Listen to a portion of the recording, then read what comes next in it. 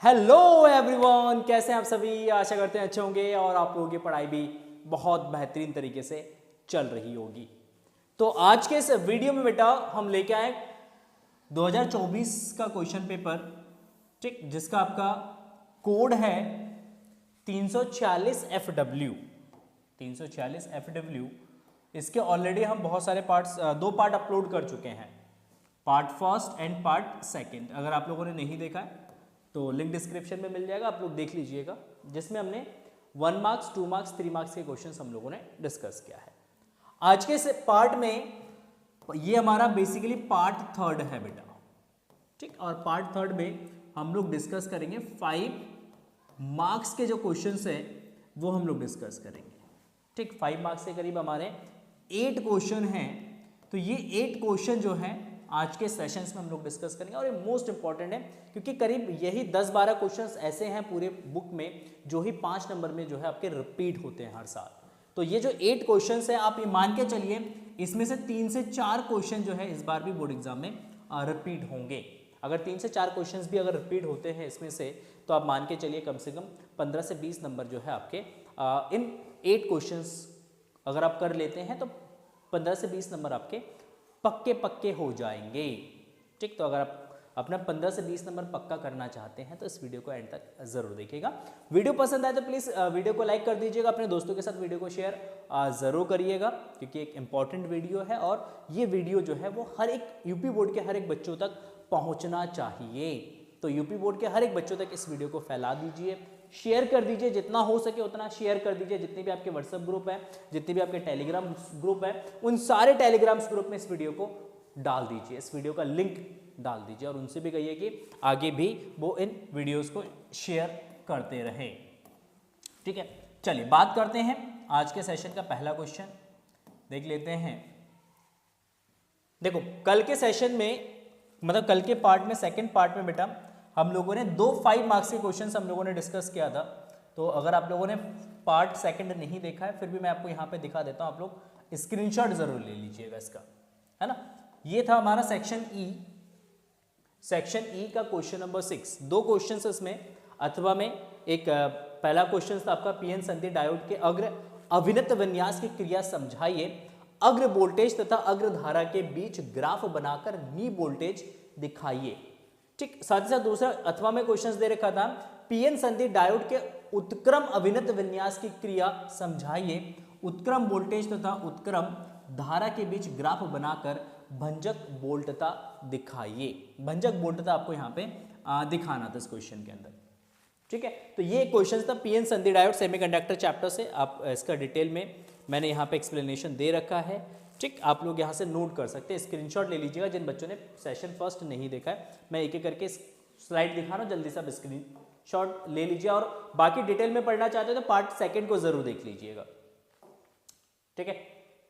Next ये आपका अथवा वाला क्वेश्चन का पार्ट है, आंसर है उत्क्रम विन्यास वाला, रिवर्स बाइसिंग वाला, ठीक है। तो ये डिटेल में मैंने आपको एक्सप्लेनेशन दिया था, नोट करिएगा इसको, ठीक है। चलिए बात करते हैं आज क्वेश्चन नंबर 7 से स्टार्ट करते हैं। क्वेश्चन नंबर 7, 8 और 9, करीब 6 क्वेश्चन हमारे पास आज के सेशंस में रहेंगे। 2 क्वेश्चन ऑलरेडी हो चुके हैं, 6 क्वेश्चन हमारे पास है। क्वेश्चन नंबर 7 क्या कह रहा है? क्वेश्चन नंबर 7 आपसे, क्वेश्चन नंबर 7 हम कह रहे हैं बोहर के क्वांटम सिद्धांत की सहायता से यह दिखाइए कि एनवी कक्षा में परिक्रमण करते हुए किसी इलेक्ट्रॉन का कक्षा की जो परिधि है वो एन लैम्डा के बराबर होती है, ठीक। जहां लैम्डा इलेक्ट्रॉन की डी ब्रॉगली तरंगदैर्ध्य है और हाइड्रोजन परमाणु के n=1 तथा n=3 ऊर्जा स्तरों के बीच उत्सर्जन तथा अवशोषण वर्णक्रम रेखाओं को प्रदर्शित कीजिए। n1 से n3 के बीच में जो उत्सर्जन और अवशोषण वर्णक्रम होगा वो आपको जो है दिखाना है, ठीक है। देखिए सबसे पहले हम बात करते हैं यहाँ पे बोहर का क्वांटम सिद्धांत जो है, इसके आधार पर हम ये दिखाते हैं इलेक्ट्रॉन की कक्षा की त्रिज्या। मान लो एक इलेक्ट्रॉन जो nth कक्षा में क्या कर रहा है, घूम रहा है। कहाँ घूम रहा है भाई? nth कक्षा में घूम रहा है। ये एक nth कक्षा है, मान लेते हैं ये इसका नाभिक है और इलेक्ट्रॉन यहाँ पे घूम रहा है। इसकी वेलोसिटी मान लेते हैं कितना है, v है। ठीक, और इसकी त्रिज्या मान लेते कितना भाई, r है। ठीक, तो इस कक्षा की जो त्रिज्या है, सॉरी कक्षा की जो त्रिज्या है वो आपका r है। तो इस कक्षा की जो परिधि है ये 2 पाई r होता है। क्या होता है, 2 पाई r होता है। ठीक, 2 pi r is equal to n lambda, ये हमें प्रूफ करना है, बोहर क्वांटम सिद्धांत का यूज करना है यहाँ पे। तो देखिए बोहर क्वांटम सिद्धांत का कैसे यूज करेंगे, तो फर्स्ट पार्ट का यहाँ पे आंसर आएगा, मान लेते हैं माना r जो है ये कक्षा की त्रिज्या है, कक्षा की त्रिज्या है। तो बोहर का क्वांटम सिद्धांत, बोहर का क्वांटम सिद्धांत, देखो बोहर का क्वांटम सिद्धांत क्या होता है, बोहर का क्वांटम सिद्धांत होता है कोणीय संवेग, जो इलेक्ट्रॉन जिस कक्षा में घूम रहा है उस कक्षा की जो कोणीय संवेग है, कोणीय संवेग L जो है ये किसके बराबर होगा भाई, ये NH/2 के बराबर होगा। किसके बराबर होगा भाई, ये NH/2 के बराबर होना चाहिए, बोहर का क्वांटम सिद्धांत कहता है। बोहर के अकॉर्डिंग L जो है वो NH/2 के बराबर होना चाहिए। हमने कहा ठीक है, बहुत बढ़िया। अच्छा, कोणीय संवेग किसके बराबर होता है, तो कोणीय संवेग होता है बेटा mvr। तो हमने कहा mvr is equal to that is NH/2। क्या जाएगा, NH/2। हमने कहा ठीक है, 2 पाई का मल्टीप्लाई कर दो और r को इसके साथ रख लेना और m इंटू वी को इसके डिवाइड में भेज दो, तो ये आपका जाए NH/mv। ओहो भाई बहुत बढ़िया, NH/mv। तो हमने कहा देखो डी ब्रॉगली इलेक्ट्रॉन का, डी ब्रॉगली तरंग दैर्ध्य, डी ब्रॉगली तरंग दैर्ध्य क्या होगा भाई, तो इलेक्ट्रॉन का डी ब्रॉगली तरंग दैर्ध्य हो जाएगा lambda, lambda is equal to h/p, और p बराबर क्या लिख सकते हैं बेटा, m इंटू वी। तो h/m इंटू वी जो है इसकी जगह हम क्या लिख सकते हैं, इसकी जगह हम लैम्डा लिख सकते हैं। तो इक्वेशन यहां पे मिलेगा 2 pi r is equal to what, that is n into h/mv। तो h/mv इसकी जगह हम लैम्डा लिख देंगे, तो ये n लैम्डा हो जाएगा। मींस 2 पाई r जो है वो किसके बराबर है, n लैम्डा के बराबर है। और 2 पाई r जो है ये कक्षा की परिधि है। तो कक्षा की परिधि, कक्षा की परिधि बराबर कितना भाई, 2 पाई r, और 2 pi r is equal to what, that is n lambda. तो यही हमें प्रूफ करना था इस क्वेश्चन में, पहले पार्ट में। पहले पार्ट में हमें क्वेश्चंस में यही प्रूफ करना था कि जो है कक्षा की जो परिधि है ये किसके बराबर है भाई, ये n लैम्डा के बराबर है, ऐसा आपको प्रूफ करना था। जहां पे कह रहे हैं लैम्डा जो है इलेक्ट्रॉन की डी ब्रॉगली तरंग दैर्ध्य है। पहला पार्ट का आंसर यहां तक फिनिश होता है। सेकेंड पार्ट में आते हैं, हाइड्रोजन परमाणु में n इज इक्वल टू 1 तथा n इज इक्वल टू 3 ऊर्जा स्तरों के बीच उत्सर्जन तथा अवशोषण वर्ण क्रम रेखाओं को प्रदर्शित कीजिए। वर्ण क्रम रेखाओं को प्रदर्शित करना है। वर्ण क्रम मतलब जो आपके ट्रांजिशंस होंगे 1 से लेके 3 तक, तो उसके बीच का आपको क्या निकालना है, यहाँ पे उत्सर्जन और अवशोषण स्पेक्ट्रम आपको यहाँ पे ड्रॉ करना है। तो उत्सर्जन और अवशोषण स्पेक्ट्रम अगर हम ड्रॉ करते हैं, ठीक, देखो अवशोषण ये मान लेते हैं n इज इक्वल टू 1 है, ये हमारा n इज इक्वल टू क्या भाई 1, ये फर्स्ट ऊर्जा स्तर है।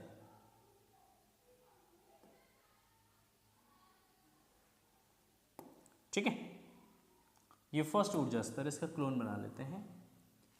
ये दूसरी ऊर्जा स्तर है, ये हमारी तीसरी ऊर्जा स्तर है, ये हमारी फोर्थ एनर्जी स्टेट है। और ऐसे बहुत सारे एनर्जी स्टेट्स बनेंगे हाइड्रोजन एटम के। ठीक है, सॉरी,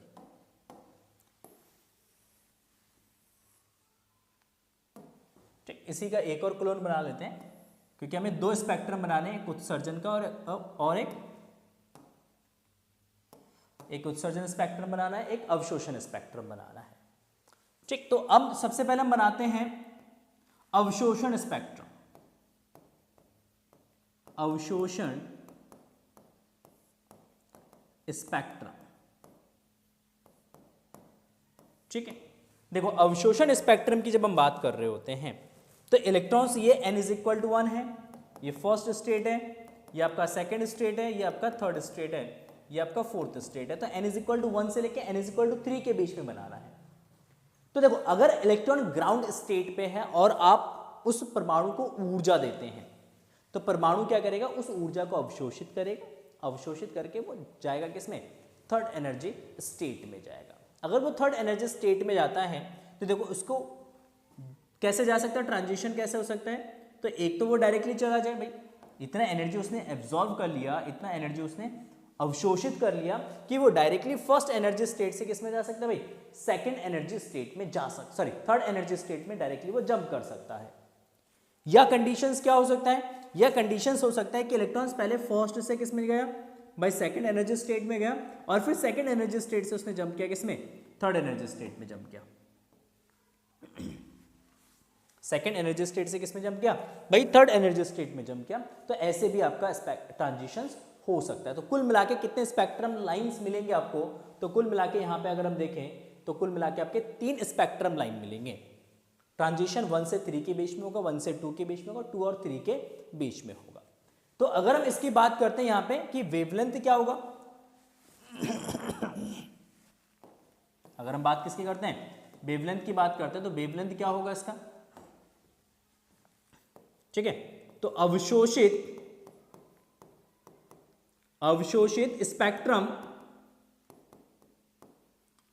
स्पेक्ट्रम की तरंग दैर्ध्य, ठीक क्या होगा भाई, तो तरंग दैर्ध्य हो जाएगा, देखो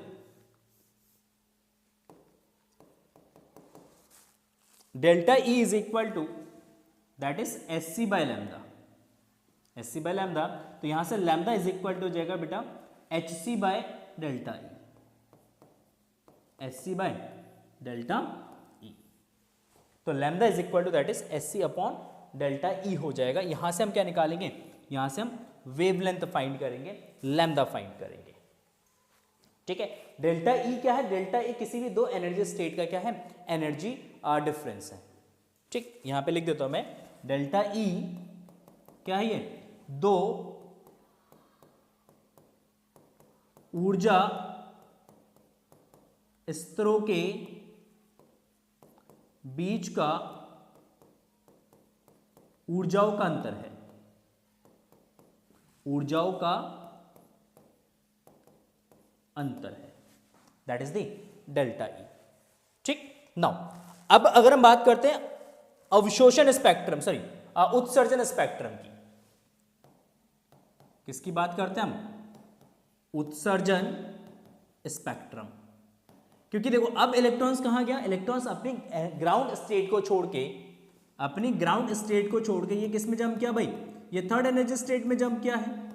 तो अगर अपनी ग्राउंड स्टेट को छोड़ के अगर वो थर्ड एनर्जी स्टेट में जंप कर रहा है, इसका मतलब वो वापस फिर से अपनी एनर्जी को रिलीज करके, इलेक्ट्रॉन कहां पर है, थर्ड एनर्जी स्टेट में है, तो वो अपनी एनर्जी को रिलीज करके वापस किस में आएगा, वो वापस फिर से अपने ग्राउंड स्टेट में आएगा।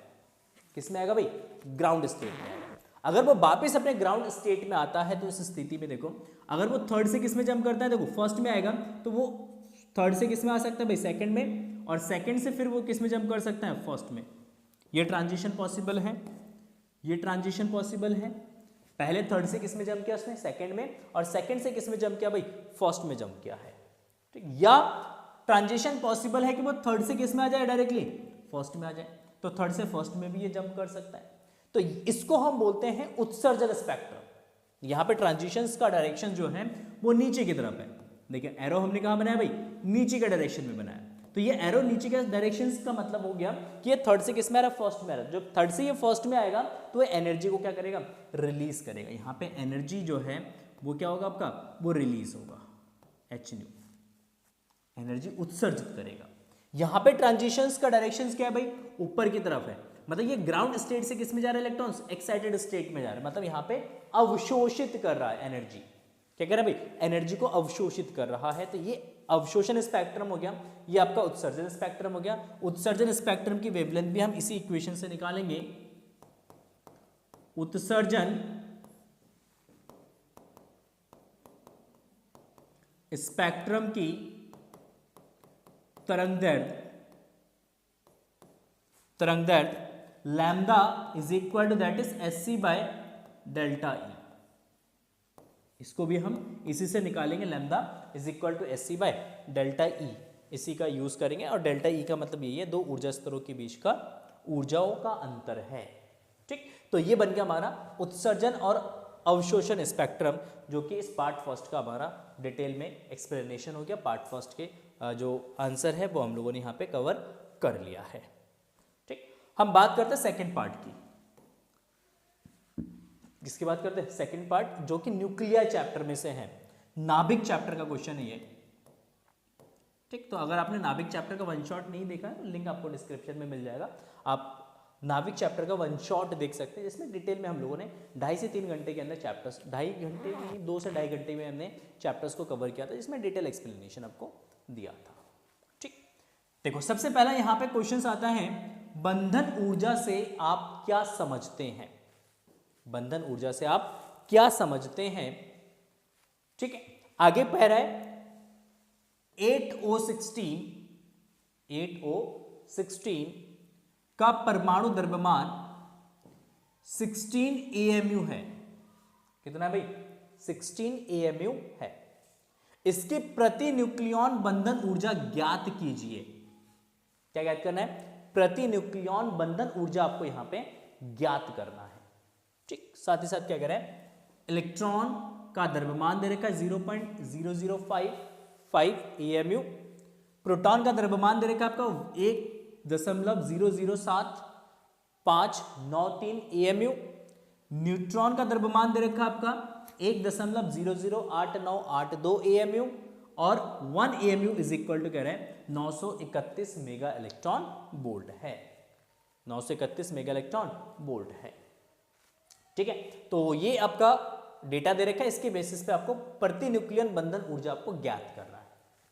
ठीक, तो सबसे पहले हम बात कर लेते हैं बंधन ऊर्जा की। हम किसकी बात करते हैं? बंधन ऊर्जा की बात करते हैं। तो सबसे पहले आप हेडिंग डालेंगे, ये अथवा वाले पार्ट का आंसर है, तो सबसे पहले आप हेडिंग डालेंगे बंधन ऊर्जा। बंधन ऊर्जा। ठीक, बंधन ऊर्जा क्या है? देखो, किसी भी नाभिक को तोड़ने के लिए, कोई नाभिक है और उस नाभिक को तोड़ने के लिए जितनी ऊर्जा की आवश्यकता होती है, उस ऊर्जा को हम सिंपली बंधन ऊर्जा कहते हैं। कोई भी नाभिक आपके पास है, उस नाभिक को तोड़ना है। तोड़ने का मतलब है कि उस नाभिक के अंदर जो प्रोटॉन और न्यूट्रॉन है, उनको अलग अलग करना है, और अलग अलग करके उसको इनफाइनाइट डिस्टेंस पे लेके जाना है, अनंत दूरी पर उसको लेके जाना है। तो अनंत दूरी पर अगर प्रोटॉन्स और न्यूट्रॉन्स को लेके जाते हैं, तो उस केस में हमें कितनी एनर्जी की रिक्वायरमेंट है, कितनी ऊर्जा की आवश्यकता है, उस ऊर्जा को ही हम सिंपली क्या बोलते हैं भाई? बंधन ऊर्जा बोलते हैं। ठीक, तो बंधन ऊर्जा की यहां पे हम डेफिनेशंस लिखते हैं, बंधन ऊर्जा की परिभाषा हम लिखते हैं, किसी नाभिक को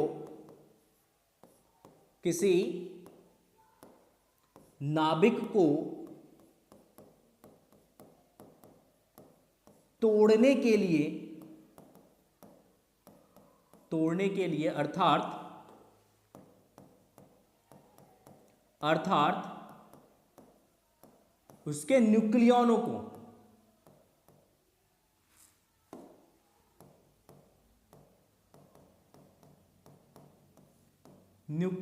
को एक दूसरे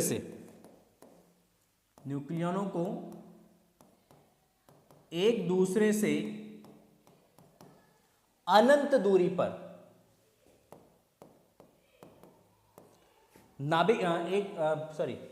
उसके न्यूक्लियनों को नाभिक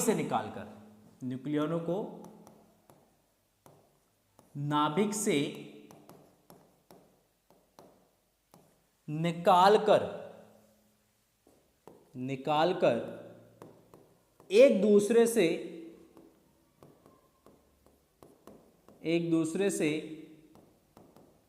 अनंत दूरी पर ले जाने में किया गया कार्य या ले जाने में ऐसे लिखो, कार्य के पदों में ऐसे लिखो, ले जाने में आवश्यक ऊर्जा की मात्रा को बंधन ऊर्जा कहते हैं। आवश्यक ऊर्जा की मात्रा को बंधन ऊर्जा कहते हैं। ठीक, तो that is the binding energy, कि किसी नाभिक को तोड़ने के लिए जितनी ऊर्जा की आवश्यकता होती है उस ऊर्जा को हम सिंपली क्या बोलते हैं, बंधन ऊर्जा बोलते हैं। सिंपल सा डेफिनेशन यहाँ पे हम लोगों ने लिखा है, सिंपल सा डेफिनेशन है, ज़्यादा टफ नहीं है। ठीक, आप जस्ट इतना भी लिख सकते हैं कि किसी नाभिक को तोड़ने के लिए आवश्यक ऊर्जा की मात्रा को क्या बोलते हैं, बंधन ऊर्जा कहते हैं। ठीक, नाउ बंधन ऊर्जा कैसे निकालेंगे, तो बंधन ऊर्जा बराबर होता है बंधन ऊर्जा E इज इक्वल टू होता है बेटा द्रव्यमान क्षति, द्रव्यमान क्षति की हम किससे मल्टीप्लाई करते हैं भाई, सी स्क्वायर से मल्टीप्लाई करते हैं। जो द्रव्यमान क्षति है कि नाभिक के निर्माण में कितने द्रव्यमान की क्षति हुई है, उस द्रव्यमान क्षति के हम किससे मल्टीप्लाई कर देंगे, सी स्क्वायर से मल्टीप्लाई कर देंगे।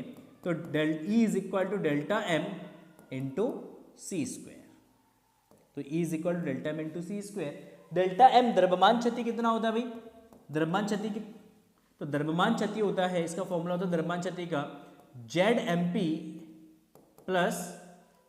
प्लस ए माइनस जेड एम एन, ठीक, माइनस का एम नाभिक का द्रव्यमान है इंटू सी स्क्वायर। देखो एम पी क्या है, यहां पे मैं बता दूं एम पी क्या है, ठीक, यहां पे एमपी क्या है भाई, एमपी है नाभिक परमाणु का द्रव्यमान। एमपी क्या है, परमाणु का, प्रोटॉन का द्रव्यमान,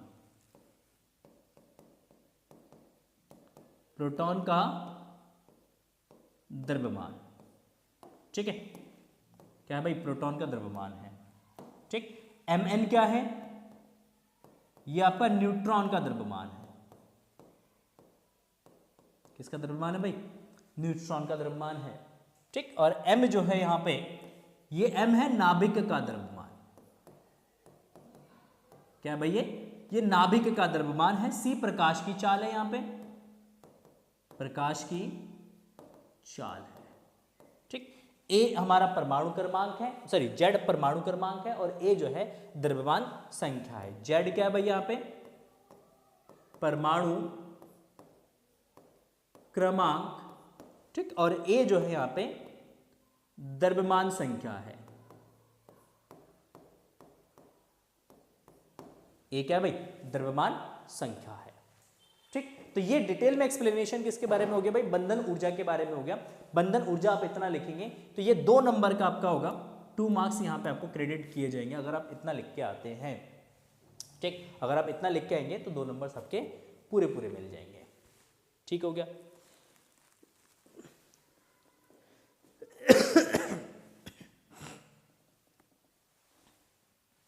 ठीक है, चलिए बात करते हैं नेक्स्ट हमें क्या फाइंड करना है इसमें, तो हमें यहां पे निकालना है बंधन ऊर्जा, कैलकुलेट करना है। क्या कैलकुलेट करेंगे, बंधन ऊर्जा। किसका बंधन ऊर्जा, प्रतिन्यूक्लियर बंधन ऊर्जा निकालना है। किसका निकालेंगे, ऑक्सीजन का निकालेंगे, 8O16 का निकालेंगे। ठीक है, ये डेटा आप याद कर लो। ठीक, क्योंकि पाछे बार बार मैं पलटूंगा नहीं इसको, एक बार मैं भी इसका वो ले लेता हूँ, फोटो खींच लेता हूँ एक बार। ठीक, ताकि मैं यहाँ से देख के लिख लूँ। ठीक है, देखो क्योंकि बड़े बड़े डिजिट्स है ना।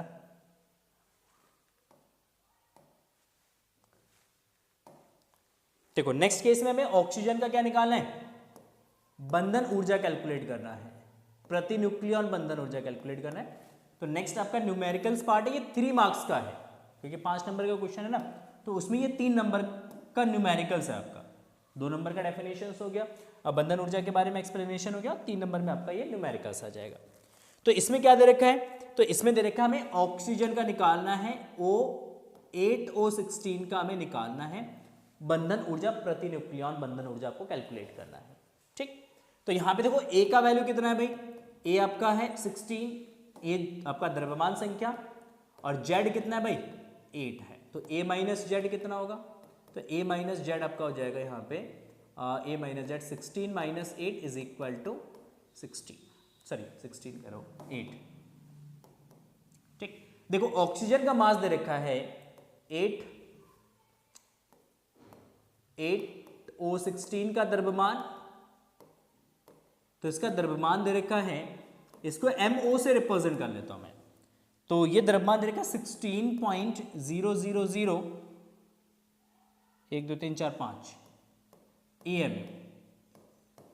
ठीक, मास ऑफ प्रोटॉन दे रखा है MP, प्रोटॉन का मास दे रखा है भाई कितना 1.007593, और न्यूट्रॉन का द्रव्यमान दे रखा है Mn, दैट इज 1.008982 AMU, और साथ ही आपका इलेक्ट्रॉन का द्रव्यमान दे रखा है, मास ऑफ इलेक्ट्रॉन 0.00055 AM। ठीक है, तो सबसे पहले आपको यहां पे निकालना द्रव्यमान क्षति, क्या निकालना है, द्रव्यमान क्षति निकालना है आपको यहां पे। तो द्रव्यमान क्षति कितना हुआ, द्रव्यमान क्षति, तो द्रव्यमान क्षति निकालेंगे नाभिक का, किसका निकालेंगे, नाभिक का निकालेंगे द्रव्यमान क्षति।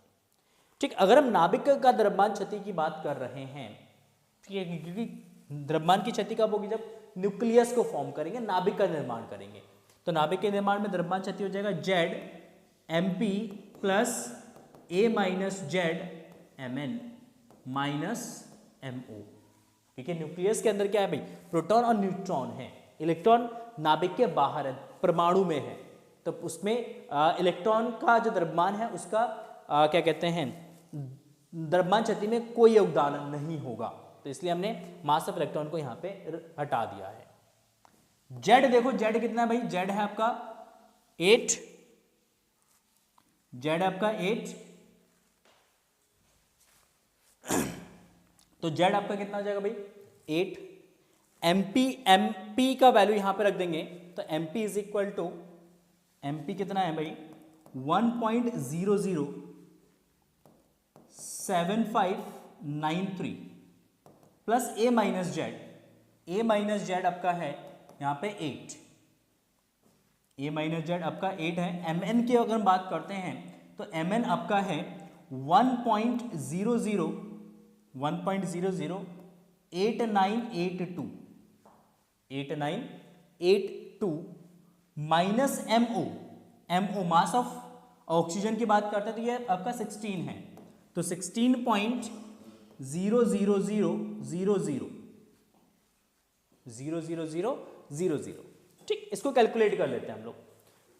तो अगर हम इसको कैलकुलेट करते हैं तो ये आपका आ जाएगा यहां पे देखो 1.007593 इंटू 8, ठीक, प्लस 8 इंटू 1.008982, ठीक, तो ये टोटल इसको ऐड करके आ रहा है बेटा 16.1326 माइनस का 16 भी ले लेना आप यहाँ पे 16.00000।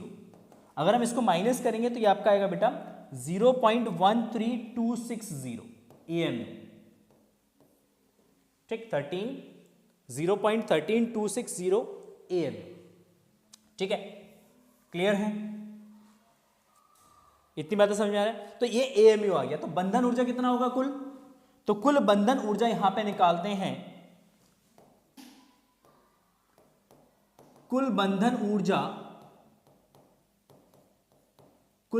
ऊर्जा तो डेल्टा E हो जाएगा आपका बेटा, या EB से हम इसको रिप्रेजेंट कर लेते हैं, तो इसके हम मल्टीप्लाई कर देंगे, तो डेल्टा M की हम मल्टीप्लाई कर देंगे 931 से, डेल्टा M की मल्टीप्लाई कर देंगे 1 से। तो डेल्टा एम कितना होगा, तो ये द्रव्यमान क्षति है डेल्टा एम, ये आपका डेल्टा एम। डेल्टा एम आ गया आपका 0.13260 इंटू 931 देखो, तो ये आपका आ जाएगा 0.13260 इंटू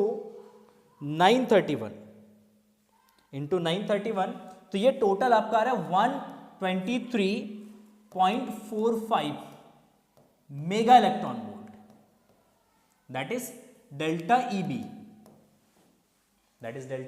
ईबी, तो ये हमारा कुल बंधन ऊर्जा निकल के आया। बट हमें निकालना क्या क्वेश्चन में हमें निकालना है बंधन ऊर्जा प्रति न्यूक्लियॉन निकालना है, प्रति न्यूक्लियॉन बंधन ऊर्जा निकालना है। तो अगर हम प्रति न्यूक्लियॉन बंधन ऊर्जा निकालते हैं तो प्रति न्यूक्लियॉन बंधन ऊर्जा, देखो प्रति न्यूक्लियॉन बंधन ऊर्जा जब हम कैलकुलेट करेंगे, प्रति न्यूक्लियॉन बंधन ऊर्जा क्या होगा, तो ये जो टोटल बंधन ऊर्जा है इसको रिप्रेजेंट करेंगे डेल्टा EBN से। किससे रिप्रेजेंट करेंगे, डेल्टा EBN से हम इसको रिप्रेजेंट करेंगे। तो ये आपका जो डेल्टा EB अपॉन A, जो आपका कुल बंधन ऊर्जा है, इस कुल बंधन ऊर्जा को हम किससे डिवाइड कर देंगे बेटा, A से डिवाइड कर देंगे, द्रव्यमान संख्या से हम इसको डिवाइड कर देंगे, द्रव्यमान संख्या दैट इज A। तो ये आपका जाएगा 123.45 divided by 16, 123.45 divided by 16, 123.45 divided by 16 करेंगे तो ये करीब आपका आएगा 7.72 मेगा इलेक्ट्रॉन वोल्ट। कितना आएगा, 7.72 मेगा इलेक्ट्रॉन वोल्ट। ये आपका डेल्टा EBN हो जाएगा। क्या जाएगा भाई, डेल्टा EVN। ठीक, तो ये हो गया हमारा प्रति न्यूक्लियॉन बंधन ऊर्जा, कि प्रति न्यूक्लियॉन बंधन ऊर्जा कितना है नाभिक का, वो निकल के आ जाएगा। ये आपका है 7.72 मेगा इलेक्ट्रॉन वोल्ट। देखो 7.72 मेगा इलेक्ट्रॉन वोल्ट, इसका मतलब ये हो गया कि अगर ऑक्सीजन के परमाणु में, नाभिक में से अगर एक प्रोटॉन या एक न्यूट्रॉन को अगर हम निकालते हैं तो उसके लिए कितनी एनर्जी की रिक्वायरमेंट होगी, 7.72 मेगा इलेक्ट्रॉन वोल्ट एनर्जी की यहाँ पे रिक्वायरमेंट होगी। ठीक, 7.72 मेगा इलेक्ट्रॉन वोल्ट एनर्जी की रिक्वायरमेंट यहाँ पे हो सकती है जब आप एक प्रोटॉन या एक न्यूट्रॉन को ऑक्सीजन के परमाणु में, नाभिक में से आप निकालेंगे। ठीक, तो ये इस क्वेश्चन का आंसर हो गया। ये हमारा जो है 3 नंबर का ये क्वेश्चन, मतलब इतना अगर हम करके आएंगे तो इसके हमें 3 मार्क्स मिलेंगे। ठीक, और बंधन ऊर्जा को अगर हम लिखेंगे तो हमें मिलेंगे 2 मार्क्स। तो टोटल मिला के 5 नंबर का क्वेश्चन है। तो आई होप आपको ये चीज समझ में आ गया होगा। ठीक, स्क्रीनशॉट ले लो जल्दी से, बाकी वीडियो को पॉज करके आप नोट भी कर सकते हो। चलिए आगे बात करते हैं क्वेश्चन नंबर 8। किसकी बात करते हैं, क्वेश्चन नंबर 8। यस, तो हमारा जो क्वेश्चन नंबर 8 है बेटा, क्वेश्चन नंबर 8, ठीक, 5 मार्क्स में। तो क्वेश्चन है प्रकाश के व्यतिकरण तथा विवर्तन में विभेद कीजिए। प्रकाश के व्यतिकरण और विवर्तन में क्या डिफरेंस है वो आपको एक्सप्लेन करना है। ठीक, और उसके बाद कह रहे हैं एकल झिर्री से प्रकाश के विवर्तन की घटना को गुणात्मक रूप से समझाइए। एकल झिर्री से, सिंगल स्लिट से जो प्रकाश का विवर्तन हो रहा है उसको आपको गुणात्मक रूप से एक्सप्लेन करना है। और उसके बाद एक छोटा सा न्यूमेरिकल्स भी यहाँ पे पूछा है आपसे। कह रहा है 6000 एंगस्ट्रॉम तरंगदैर्घ्य का प्रकाश 3 × 10⁻⁴ सेंटीमीटर चौड़ाई की झिर्री पर अभिलंबवत आपतित होता है। केंद्रीय उच्चिष्ट की कोणीय चौड़ाई ज्ञात कीजिए। ठीक, तो जो केंद्रीय उच्चिष्ट है उसकी कोणीय चौड़ाई जो है वो आपको ज्ञात करना है इस क्वेश्चन में। तो सबसे पहले हम बात करते हैं प्रकाश के व्यतिकरण तथा विवर्तन में क्या विभेद है, क्या डिफरेंस है दोनों में, ये सबसे पहले हम लोग डिस्कस कर लेते हैं। तो देखिए सबसे पहले एक साइड हम डालते हैं व्यतिकरण, एक साइड हम लिख लेंगे व्यतिकरण, ठीक। और दूसरे साइड हम लिख लेंगे विवर्तन, व्यतिकरण तथा विवर्तन। ठीक है, चलिए व्यतिकरण तथा विवर्तन की अगर हम बात करते हैं, व्यतिकरण तथा विवर्तन की अगर हम बात करते हैं तो सबसे पहले हम यहाँ पे व्यतिकरण के डेफिनेशंस लिखेंगे। व्यतिकरण का मतलब क्या होता है कि जब दो प्रकाश किसी माध्यम में क्या होते हैं, अध्यारोपित होते हैं, तो अध्यारोपण के पश्चात कि कुछ बिंदु पर प्रकाश की तीव्रता अधिकतम हो जाती है और कुछ बिंदु पर प्रकाश की तीव्रता न्यूनतम हो जाती है। तो प्रकाश की तीव्रताओं का ये जो पुनर्वितरण है, इस पुनर्वितरण की घटना को हम सिंपली क्या बोलते हैं, व्यतिकरण कहते हैं। ठीक है, तो सबसे पहले इसके डेफिनेशन लिखेंगे। जब किसी माध्यम में दो प्रकाश आपस में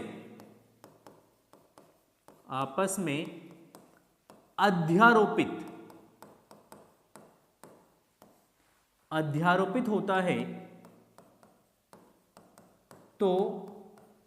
तो माध्यम के किसी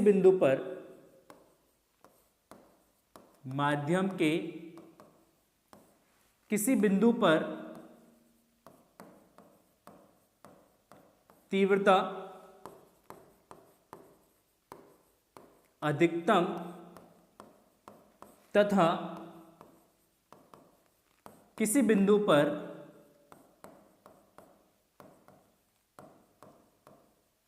न्यूनतम हो जाता है। प्रकाश की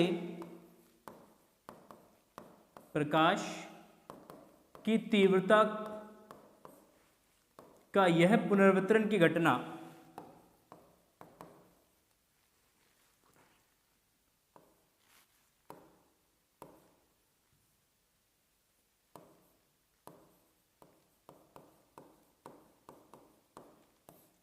वितरण की घटना विवर्तन कहलाता है। सॉरी, विवर्तन, व्यतिकरण।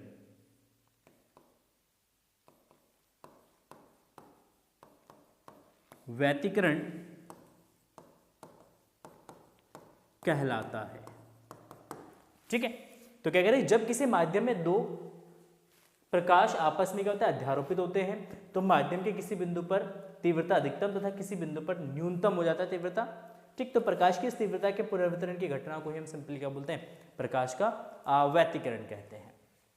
ठीक, विवर्तन की घटना क्या है भाई, विवर्तन किसे कहते हैं, तो विवर्तन की घटना में हम लिखेंगे यहाँ पे फर्स्ट पॉइंट में कि जब प्रकाश के मार्ग में कोई अवरोध या कोई रेखा छिद्र आ जाते हैं, तो वो उस अवरोध के किनारे से मुड़कर उसके ज्योमेट्रिकल शैडो वाले रीजन में क्या कर जाता है, वो एंटर कर जाता है, वो उसके छाया वाले भाग में प्रवेश कर जाता है। तो प्रकाश की किसी भी ऑब्स्टेकल के कॉर्नर से मुड़ने की जो घटना है, उस घटना को सिंपली हम क्या बोलते हैं, विवर्तन बोलते हैं। ठीक है,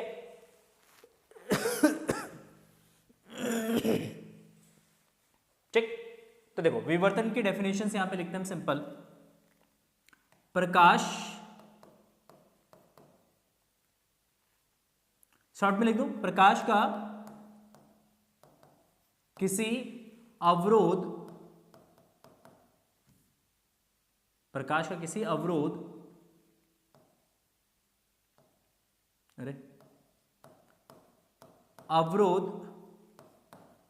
या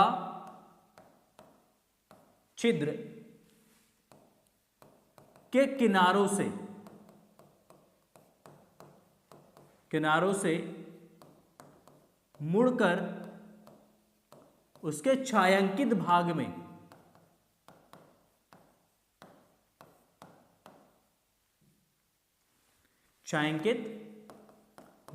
में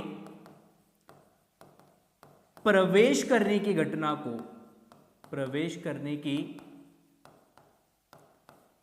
घटना को विवर्तन कहते हैं। क्या बोलते हैं, विवर्तन कहते हैं। ठीक, तो अवरोध या रेखा छिद्र के किनारों से मुड़कर अगर उसको ज्योमेट्रिकल शैडो में अगर पहुंच जा रहा है, वो छायांकित भाग में अगर पहुंच जा रहा है, तो प्रकाश की इस घटना को हम सिंपली क्या बोलते हैं, विवर्तन बोलते हैं। ठीक, तो ये तो फर्स्ट पॉइंट में हमने डेफिनेशंस लिख लिया व्यतिकरण और विवर्तन की, हमने दोनों की डेफिनेशंस यहां पे लिख दिया, इंटरफेरेंस एंड डिफ्रैक्शंस की। अगर हम सेकंड डिफरेंस की बात करते हैं तो व्यतिकरण प्रारूप में सभी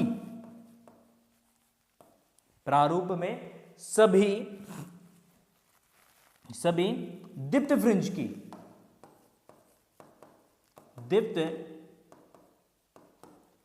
फ्रिंजों की नेक्स्ट पेज में लिखना पड़ेगा मुझे, ठीक, दीप्त फ्रिंजों की तीव्रता समान होती है।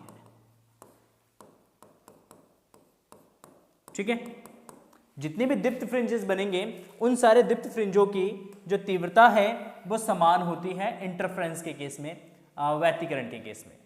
लेकिन जब हम बात करते हैं विवर्तन की, किसकी, विवर्तन की बात करते हैं, तो विवर्तन में क्या होता है कि सेंट्रल जो ब्राइट फ्रिंज बनता है वो सबसे ज्यादा ब्राइटर बनता है, उसकी तीव्रता बहुत ज्यादा होती है, और उस केंद्रीय उच्चिष्ट से जब हम दोनों साइड मूव करते हैं तो जो द्वितीयक उच्चिष्ट होते हैं, जो सेकेंडरी मैक्सिमाज होते हैं, उनकी तीव्रता धीरे धीरे क्या होता जाता है भाई, कम होता चला जाता है। ठीक, तो सेकंड पॉइंट हम यहां पे लिखते हैं, किसमें लिखते हैं, व्यतिकरण में लिखते हैं सेकंड पॉइंट। ठीक, क्या लिखेंगे सेकंड पॉइंट कि विवर्तन प्रारूप में केंद्रीय उच्चिष्ट की तीव्रता सबसे अधिक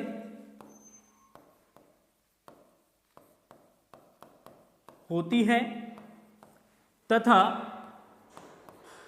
केंद्रीय उच्चिष्ट से दूर जाने पर, दोनों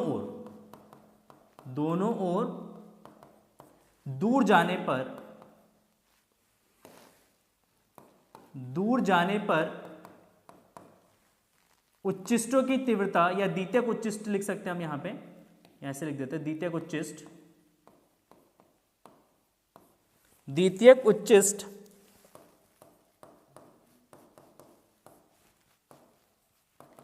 की तीव्रता कम होती जाती है।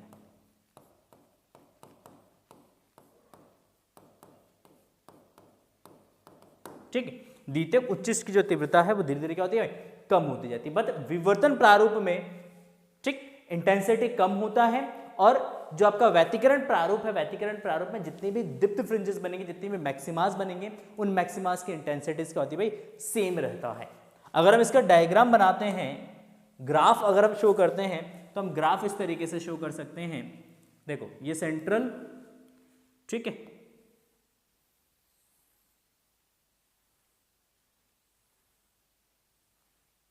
तो ये जो केंद्रीय उच्चिष्ट है, ये सब सारे क्या दीप्त फ्रिंजेस है, ये यहाँ पे ये आपका इंटेंसिटी है, ठीक, आई, ये आपका डिस्टेंस हो गया x, है ना। तो ये जो आपका इंटेंसिटी है, वो इंटेंसिटी सबके लिए क्या है भाई, सेम है। जितने भी दीप्त फ्रिंजेस हैं, दीप्त फ्रिंजेस की इंटेंसिटी आप देखेंगे तो दीप्त फ्रिंज की इंटेंसिटी लगभग सबका क्या है भाई, सेम होता है। क्या होता है भाई, सबका सेम होता है। तो आप डिफरेंस में ये ग्राफ भी आप बना सकते हैं, ठीक। अच्छा, अगर हम बात करते हैं किसकी, विवर्तन में, तो विवर्तन में क्या होता है भाई, विवर्तन की अगर हम बात करेंगे तो यहां पे इंटेंसिटी कम ज्यादा होता है, केंद्रीय उच्चिष्ट की इंटेंसिटी ज्यादा होता है, और जैसे से हम इनके दोनों साइड मूव करेंगे तो धीरे धीरे द्वितीयक उच्चिष्टों की जो इंटेंसिटी है वो धीरे धीरे क्या होता चला जाएगा भाई, आपका कम होता चला जाएगा। ठीक है, क्या होता चला जाएगा, कम होता चला जाएगा। तो ये आपका इंटेंसिटी है, ये आपका डिस्टेंस हो गया आपका x। ठीक हो गया, क्लियर है। तो ये वाला पॉइंट क्लियर है, तो आप ग्राफ भी बना सकते हैं दोनों के डिफरेंस में, इंटेंसिटी डिफरेंस में। ठीक, नाउ अगर हम थर्ड डिफरेंस यहां पे लिखते हैं व्यतिकरण में, तो थर्ड डिफरेंस क्या लिखेंगे व्यतिकरण में, तो देखो व्यतिकरण में जितने भी दीप्त या अदीप्त फ्रिंजेस बनते हैं, दीप्त या अदीप्त जितने भी फ्रिंजेस बनते हैं, तो दीप्त और अदीप्त फ्रिंजों की जो चौड़ाई है वो समान होती है, बराबर होती है। लेकिन जो आपका विवर्तन प्रारूप है, विवर्तन प्रारूप में केंद्रीय उच्चिष्ट की जो चौड़ाई है वो द्वितीयक उच्चिष्ट की चौड़ाई का दुगुना होता है। मतलब यहाँ पे जो भी आपके फ्रिंजेस बनेंगे उन फ्रिंजेस की जो विड्थ है, जो उसकी चौड़ाई है, वो समान नहीं होता है। ठीक, तो थर्ड पॉइंट हम यहाँ पे मेंशन करते हैं, थर्ड पॉइंट मेंशन करते हैं। ठीक, व्यतिकरण प्रारूप में, व्यतिकरण प्रारूप में, व्यतिकरण प्रारूप में, व्यतिकरण प्रारूप में प्रत्येक दीप्त या अदीप्त, दीप्त या अदीप्त फ्रिंजों की चौड़ाई समान होती है, चौड़ाई समान होती है। ठीक, बीटा इज इक्वल टू क्या होता है बेटा आपका, lambda capital D divide by small D. तो ये जो विड्थ है ये सबके लिए समान है, दीप्त फ्रिंज की चौड़ाई भी इतनी होती है, अदीप्त फ्रिंज की चौड़ाई भी इतनी होती है। लेकिन जब हम विवर्तन की बात करते हैं तो विवर्तन प्रारूप में केंद्रीय उच्चिष्ट की चौड़ाई, केंद्रीय उच्चिष्ट की चौड़ाई, केंद्रीय उच्चिष्ट की चौड़ाई द्वितीयक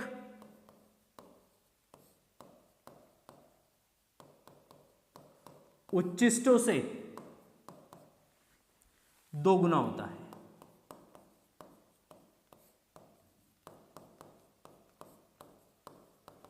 क्या होता है, द्वितीयक उच्चिष्ट की जो चौड़ाई है, ठीक, उसके कंपैरिजन में केंद्रीय उच्चिष्ट की जो चौड़ाई है वो दोगुना होता है। केंद्रीय उच्चिष्ट की जो चौड़ाई है बीटा नॉट, ये आपका होता है बेटा 2 lambda capital D divided by a, और द्वितीयक उच्चिष्ट की जो चौड़ाई होता है beta, that is lambda capital D divided by a. ठीक, तो ये कुछ आपके डिफरेंसेस हो गए। इसके अलावा और भी डिफरेंसेस हैं, इसके अलावा और भी डिफरेंस हम लिख सकते हैं, और भी पॉइंट्स लिख सकते हैं, बट सफिशिएंट है 3 पॉइंट्स।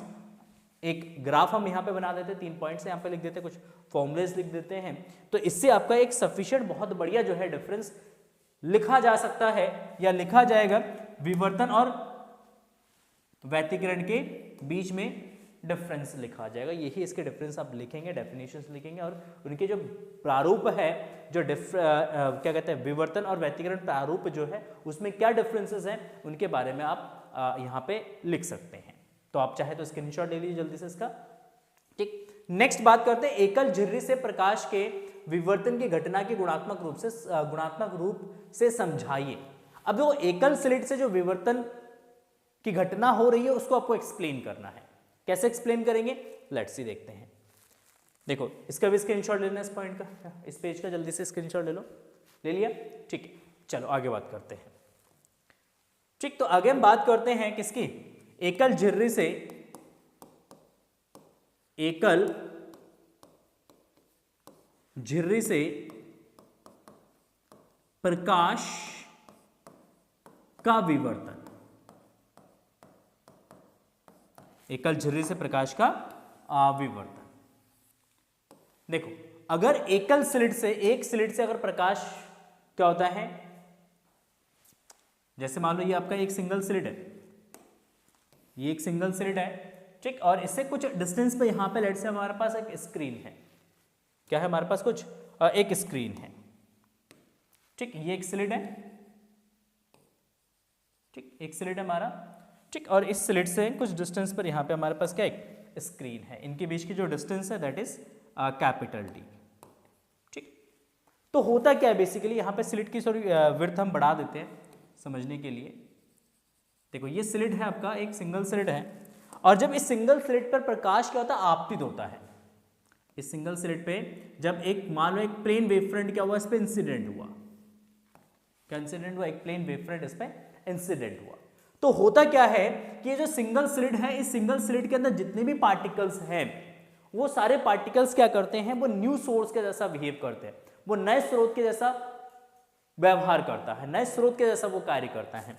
इस सिंगल स्लिट के अंदर जितने भी पॉइंट्स होंगे बेटा, इसके अंदर जितने भी पॉइंट्स होंगे, है ना, जैसे ये एक पार्टिकल, ये दूसरा, ये तीसरा, ये चौथा, ये पांचवा है, इनफाइनाइट पार्टिकल्स होंगे, है ना। तो ये सारे पार्टिकल्स क्या करते हैं, ये एक नए स्रोत की भांति व्यवहार करते हैं और ये अपना वेवफ्रंट्स क्या करते हैं, एमिट करते हैं, अपना वेवफ्रंट्स एमिट करते हैं। तो जब इनके वेवफ्रंट्स, ये द्वितीयक तरंगों या द्वितीयक तरंगिकाएं जो है, जब इस मीडियम में एक दूसरे के साथ क्या करते हैं, सुपरपोज्ड होते हैं, एक दूसरे के ऊपर अध्यारोपित होते हैं, तो उनके अध्यारोपण की वजह से इस स्क्रीन पे क्या बनता है, एक इंटरफेरेंस, एक डिफ्रैक्शंस पैटर्न आपका यहां पे बनता है, एक विवर्तन प्रारूप आपका एक प्राप्त होता है, जिसके सेंटर पे एक केंद्रीय उच्चिष्ट बनता है, और जब केंद्रीय उच्चिष्ट से ऊपर या नीचे मूव करेंगे तो उस केस में आपके कुछ मिनिमास बनते हैं, कुछ मैक्सिमास बनते हैं। क्या बनते हैं? कुछ निम्निष्ट बनते हैं, कुछ उच्चिष्ट का एक प्रारूप प्राप्त होता है, जिसको हम क्या बोलते हैं, विवर्तन प्रारूप बोलते हैं। ठीक, देखो यहां पे अगर हम पैटर्न बनाते हैं,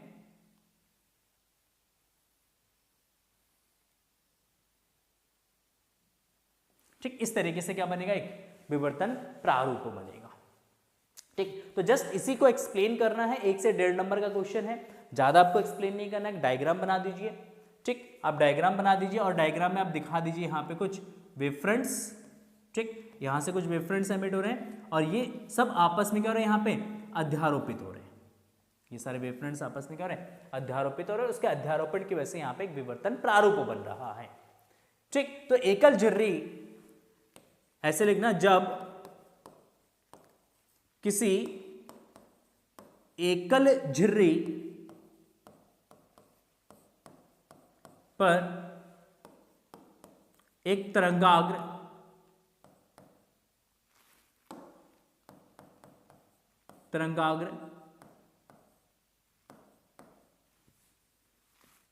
आपतित होता है,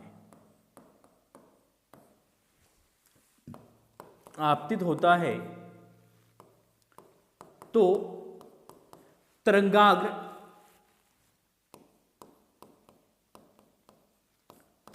पर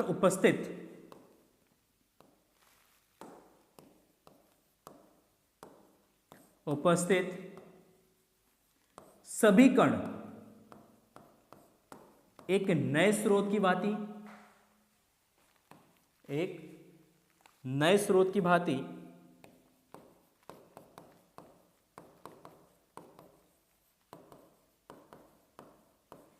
कार्य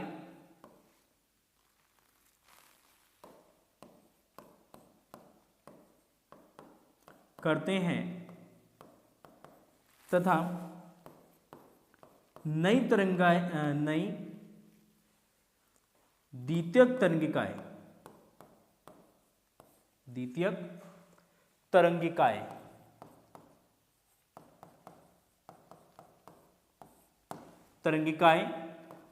उत्पन्न करते हैं। ठीक, नई द्वितीयक तरंगिकाएं क्या करते हैं भाई, ये उत्पन्न करते हैं। अच्छा, अब ये द्वितीयक तरंगिकाएं जब एकल झिर्री के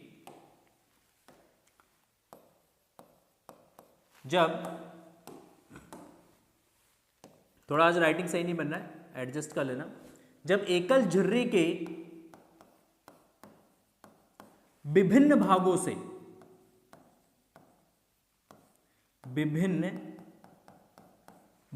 से प्रकाश उत्सर्जित होकर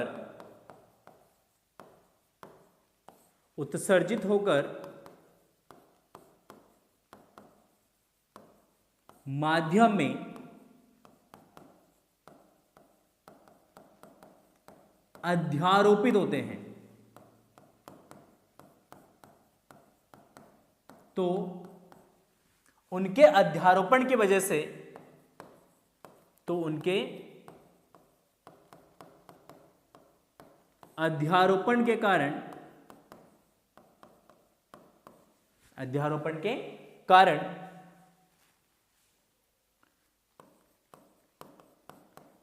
पर्दे पर एक विवर्तन प्रारूप प्राप्त होता है। ठीक, और प्रकाश की इस घटना को हम सिंपली क्या बोलते हैं? प्रकाश की इस घटना को हम विवर्तन कहते हैं। ठीक, तो जस्ट इतना ही आप इसमें लिखेंगे तो सफिशिएंट होगा कि एकल झिर्री के विभिन्न भागों से प्रकाश उत्सर्जित होकर माध्यम में क्या होते हैं भाई? अध्यारोपित होते हैं, और इनके अध्यारोपण के कारण पर्दे पर क्या बनता है? एक विवर्तन प्रारूप बनता है। तो सिंगल स्लिट एक्सपेरिमेंट में क्या होता है कि इस स्लिट के अलग अलग भागों से जब प्रकाश उत्सर्जित होते हैं, और जब अलग अलग भागों से प्रकाश उत्सर्जित होकर इस माध्यम में मिलते हैं, तो किसी किसी बिंदु पर क्या होते हैं? ये समान कला में मिलते हैं, और किसी किसी बिंदु पर ये विपरीत कला में मिलते हैं।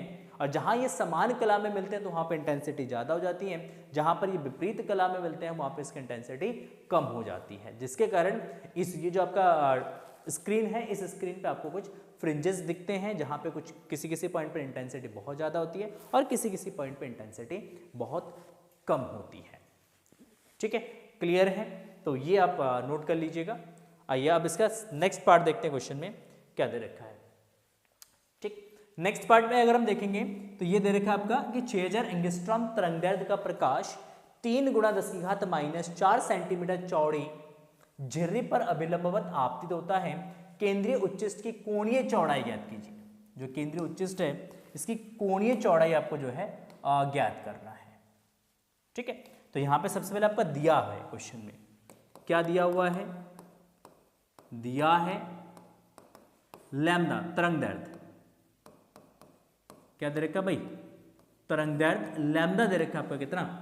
6000 एंगस्ट्रॉम। ठीक, और स्लिट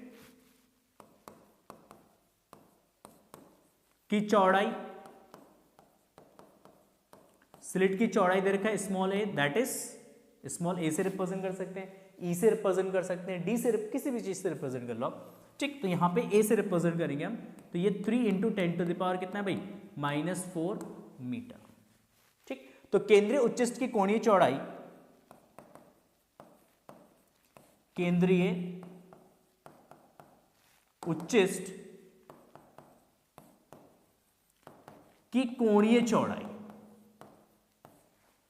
कोणीय चौड़ाई, तो इसके लिए फॉर्मूला था θ0 = 2 लैम्डा डिवाइडेड बाय ए। क्या है? 2 लैम्डा डिवाइडेड बाय ए। ठीक है, अच्छा 2 लैम्डा, लैम्डा आपका कितना भाई? 6000 एंगस्ट्रॉम, तो 10⁻⁻10 एंगस्ट्रॉम को मीटर में कन्वर्ट कर लेंगे, और ए का वैल्यू आपका दे रखा है 3 × 10⁻⁴। 3 × 10⁻⁴, 3 से 6 को काटेंगे कितना आएगा भाई? 2, 2 दूना 4, 2 दूना 4 × 10⁻, देखो -10, यहां से 3 0 ले लेंगे, 1 2 3, तो +3, और ये 4 ऊपर जाएगा तो प्लस का हो जाएगा, +4। तो 4 और 3 7, 10 में से 7 घटा देंगे तो कितना बचेगा? -3। तो ये आपका जो 4 × 10⁻⁻3 मीटर इज इक्वल टू आप लिख सकते हैं 4 mm। ठीक, तो जो केंद्रीय उच्चिष्ट है, सॉरी mm में नहीं आएगा, ये रेडियन में आएगा। ठीक, क्योंकि थीटा है ना, तो थीटा का वैल्यू किस में लिखेंगे? हम रेडियन में लिखेंगे। सॉरी, गलती से मिस्टेक हो गया। आप इसको इतना रेडियन में छोड़ दीजिएगा, 4 × 10⁻³ रेडियन लिख दीजिएगा इसका आगे, दैट इज रेडियन। तो θ0 का वैल्यू हो गया आपका 4 × 10⁻³ radian, that is θ0, that is θ0। ठीक है, क्लियर है? नोट कर लो, बहुत सिंपल सा क्वेश्चन है। आई होप 1 नंबर इस क्वेश्चन का मिलेगा आपको, बाकी डिफरेंस में 2 नंबर मिलेंगे, और एकल झिर्री एक्सपेरिमेंट जो आपने एक्सप्लेन किया है उस पर आपको 2 नंबर मिलेंगे, टोटल 5 नंबर आपके हो जाएंगे।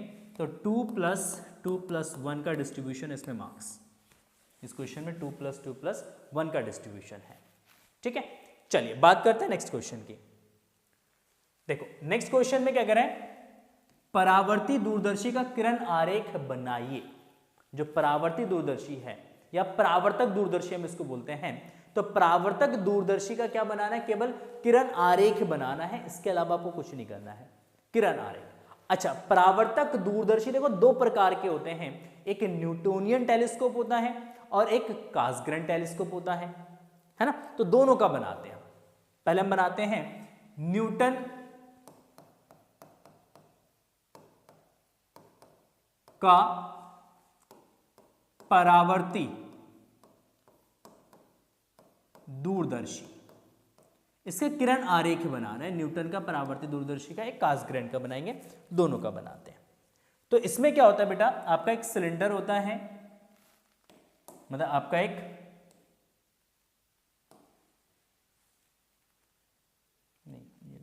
लाइन ही खींचते हैं,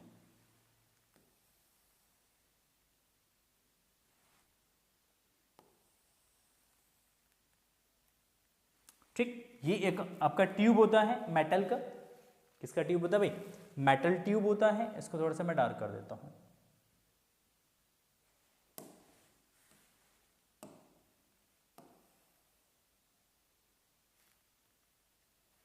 ठीक। और इसके इस वाले पृष्ठ पर यहां पर क्या लगा होता है, एक दर्पण यूज किया जाता है। क्या यूज किया जाता है भाई, एक दर्पण यूज किया जाता है। ये दर्पण है, इसको पॉलिश कर देंगे यहां पे, ठीक। तो ये हमारा क्या, एक दर्पण है। कौन सा दर्पण है, तो ये दर्पण है आपका अवतल दर्पण, अवतल दर्पण, ठीक। अच्छा, बहुत बढ़िया। देखो इस अवतल दर्पण पे जब इनफाइनाइट से प्रिंसिपल एक्सिस के पैरेलल जब रेज इस पे इंसिडेंट होता है, क्या होता है, प्रिंसिपल एक्सिस के पैरेलल जब हम रेज ले लेते हैं, क्योंकि दूरदर्शी है, दूर की चीजें देखती है, तो दूर की चीजों के लिए हम यहां पे कंसीडर कर लेंगे कि दो रेज यहां पे पैरेलल क्या हुआ, इंसिडेंट हुआ, टू रेज यहां पे पैरेलल इंसिडेंट, ठीक। अगर इनफाइनाइट से अगर रेज इंसिडेंट होता है प्रिंसिपल एक्सिस के पैरेलल, यहां पे एक प्रिंसिपल एक्सिस भी आप ड्रॉ कर लें, ठीक। ये हमारा एक प्रिंसिपल एक्सिस है, ठीक, ये प्रिंसिपल एक्सिस है, और इस प्रिंसिपल एक्सिस के पैरेलल रेज इंसिडेंट हुआ है।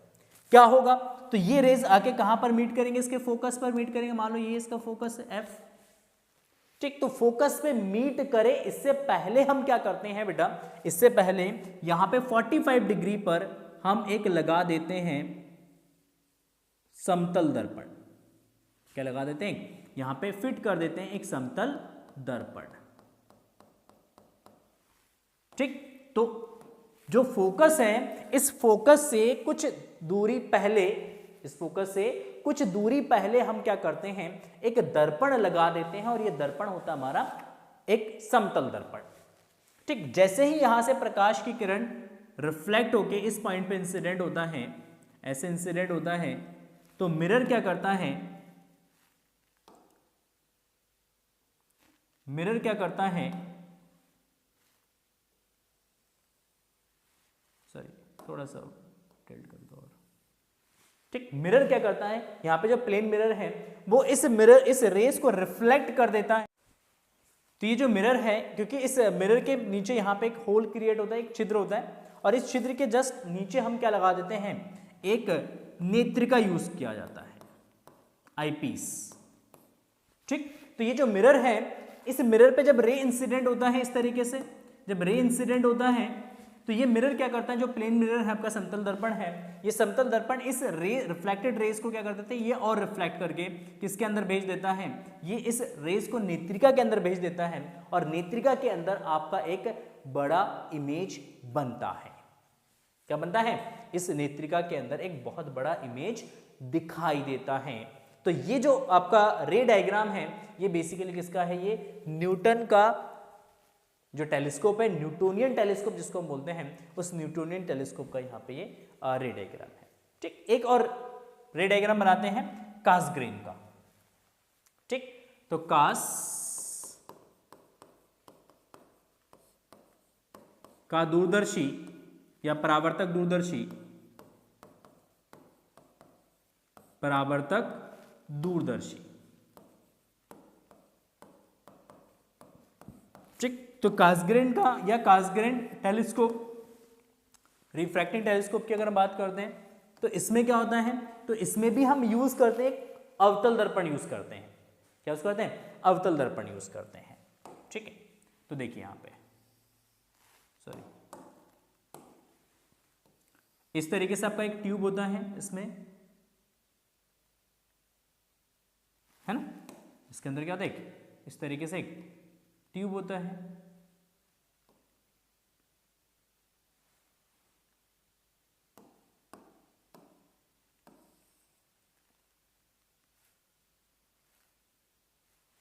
Like this. ठीक, और यहां पे इसके इस वाले एंड पर एक बहुत बड़े द्वारक का क्या लगा होता है, एक अवतल दर्पण लगा होता है। एक बड़े द्वारक का क्या लगा होता है भाई, एक अवतल दर्पण लगा होता है।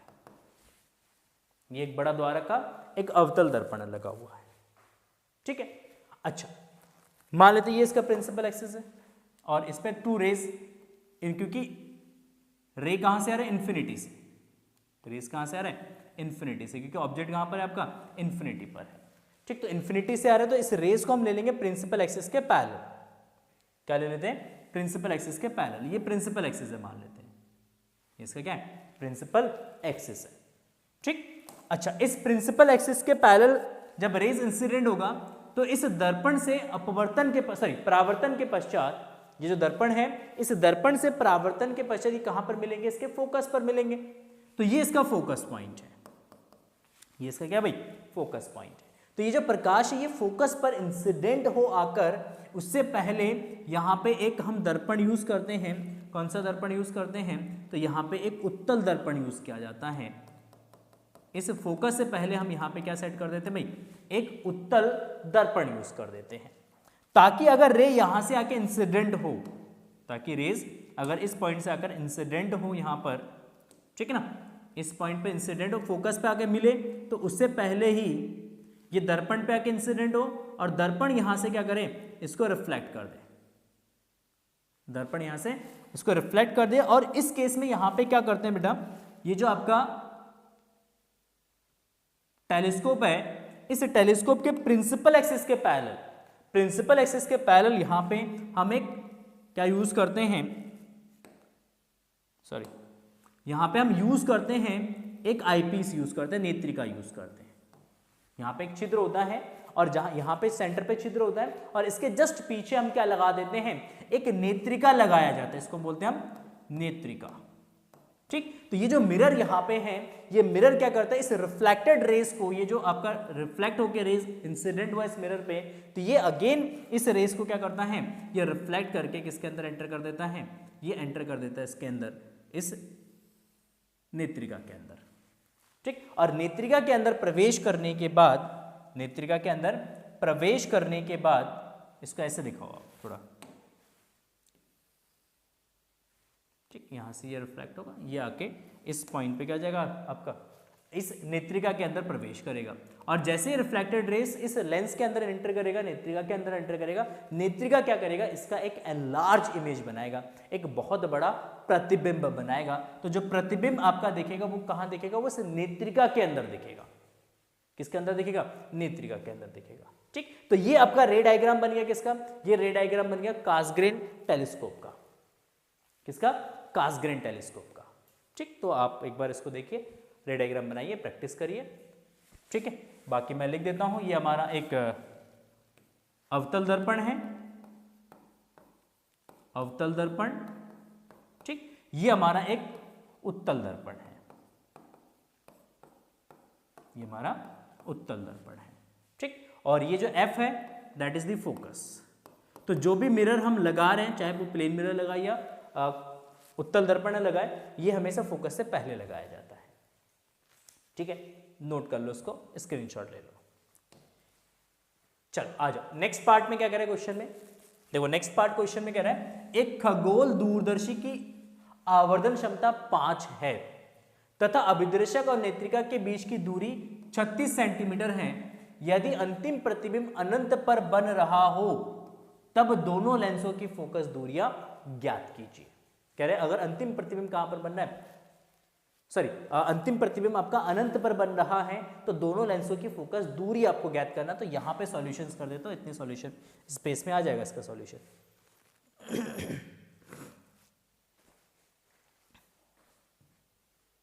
देखो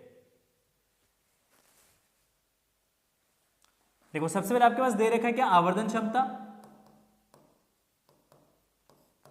आवर्धन क्षमता m बराबर कितना भाई 5। देखो अगर अंतिम प्रतिबिंब अनंत पर बन रहा है तो आवर्धन क्षमता का सूत्र होता है अनंत के लिए m इज इक्वल टू होता है बेटा FO अपॉन FE। तो m का वैल्यू कितना है भाई 5 है, तो ये FO अपॉन FE, तो यहां से आप लिख सकते हैं कि FO जो है that is 5 times of FE।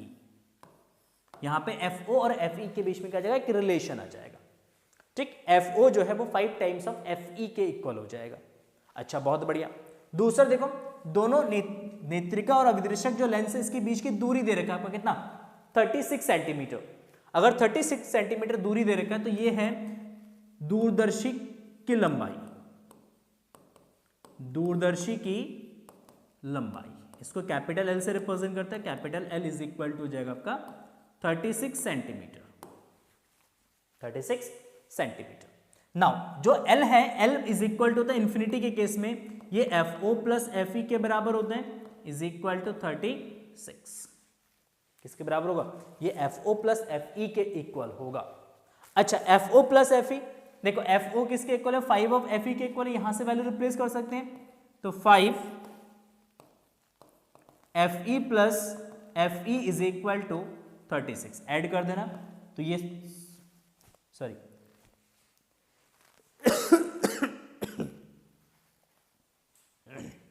थोड़ा सा खांसी है अभी भी।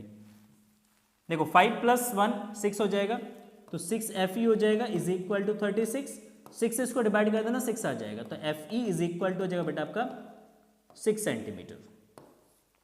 FE का वैल्यू कितना हो जाएगा 6 सेंटीमीटर हो जाएगा FE का वैल्यू, ठीक। अगर FE 6 सेंटीमीटर है तो FO कितना होगा, तो FO is equal to 5 of FE, तो FO is equal to 5 into FE आपका 6 है, तो दैट इज 30 सेंटीमीटर।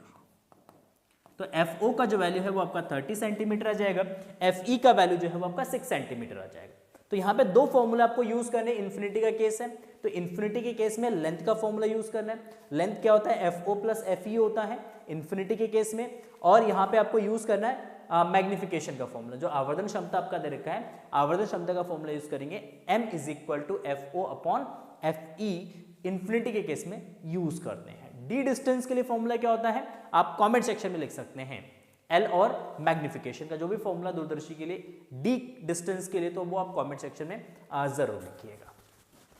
ठीक हो गया, क्लियर है, इतनी बातें समझ में आ रहा है। तो ये बहुत ही सिंपल सा क्वेश्चन था और 5 नंबर का क्वेश्चन है, तो आई थिंक ये इजी क्वेश्चन था फर्स्ट क्वेश्चन के कंपैरिजन में। ठीक, तो जो भी आपको आता है वो आप अटेम्प्ट कर सकते हैं।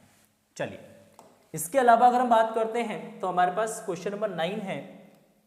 क्वेश्चन नंबर 9 है, क्या है क्वेश्चन नंबर 9, C तथा 2C धारिता वाले दो समांतर प्लेट संधारित्र चित्र अनुसार V विभवांतर वाली बैटरी से जोड़े जाते हैं। ठीक, तो हमारे पास दो कैपेसिटर हैं, एक की कैपेसिटी है C, दूसरी की कैपेसिटी है 2C, CN2C। क्या कह रहा है कि इसको हमने एक V वोल्ट के बैटरी से हमने जोड़ दिया है। यहाँ पे दोनों आपके समानांतर क्रम में हो गए, दोनों कैपेसिटर किसमें हो गए भाई, पैरेलल कॉम्बिनेशंस में हो गए। कह रहे यदि बैटरी को हटा दे, चार्ज जब हो जाए तो आप बैटरी को क्या कर दो भाई, डिस्कनेक्ट कर दो, हटा दो, तथा C धारिता वाले संधारित्र की प्लेटों के बीच में, जो C धारिता वाले संधारित्र है इसकी प्लेटों के बीच में पूर्ण रूप से K परावैद्युतांक का पदार्थ भर दे, K पूर्ण परावैद्युतांक का पदार्थ क्या कर दे भाई, भर दे, तब ज्ञात कीजिए। मतलब इसके अंदर हमने डाइलेक्ट्रिक कांस्टेंट भर दिया पूरी तरीके से। इसके अंदर अगर डाइलेक्ट्रिक कांस्टेंट भर देंगे तो उस केस में पूछा है संयोजन की कुल धारिता, संयोजन की कुल धारिता कितनी होगी वो आपको ज्ञात करना है। संयोजन के बीच अंतिम विभवांतर, क्योंकि ये दोनों अभी भी कनेक्टेड होंगे पैरेलल कॉम्बिनेशन में, तो जब इसके अंदर डाइलेक्ट्रिक स्लैब इंसर्ट करेंगे तो उस केस में टोटल कितनी पोटेंशियल होगा दोनों का, वो आपको कैलकुलेट करना है, मतलब कॉमन पोटेंशियल निकालना है।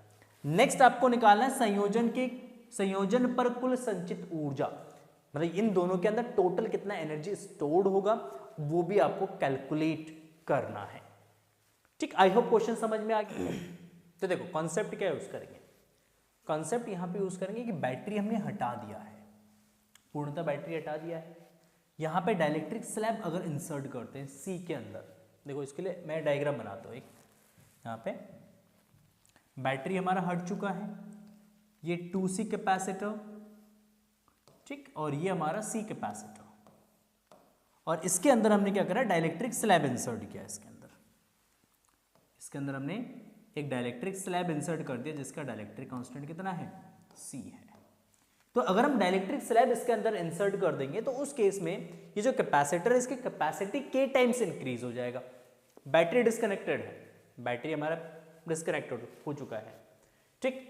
तो उस केस में इस पे कितना, इसकी कैपेसिटी कितना होगा, तो इसकी कैपेसिटी हो जाएगा K टाइम्स इंक्रीज हो जाएगा, ठीक। ये पहला कॉन्सेप्ट। तो पहले पार्ट की बात करते हैं। C धारिता वाले संधारित्र में परावैद्युत पदार्थ भरने पर उसकी धारिता, नई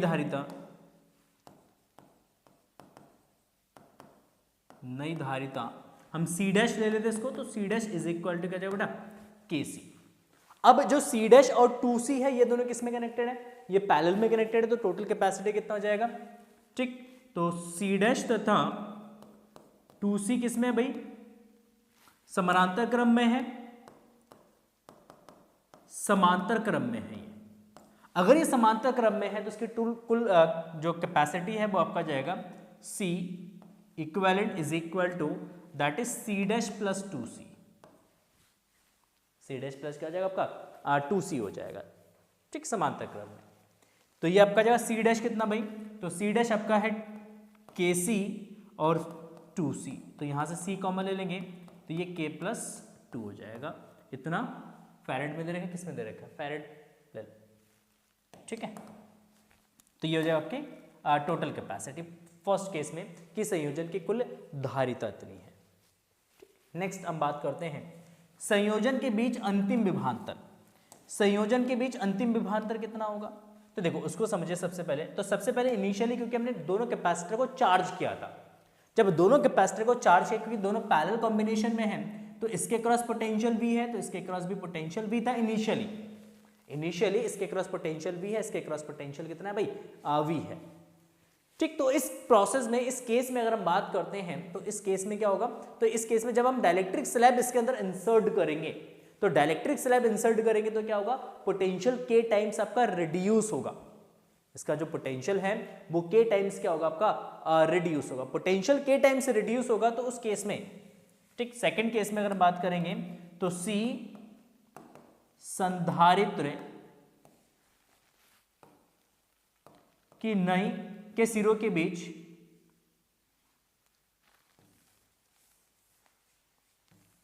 देखो सेकंड केस में C संधारित्र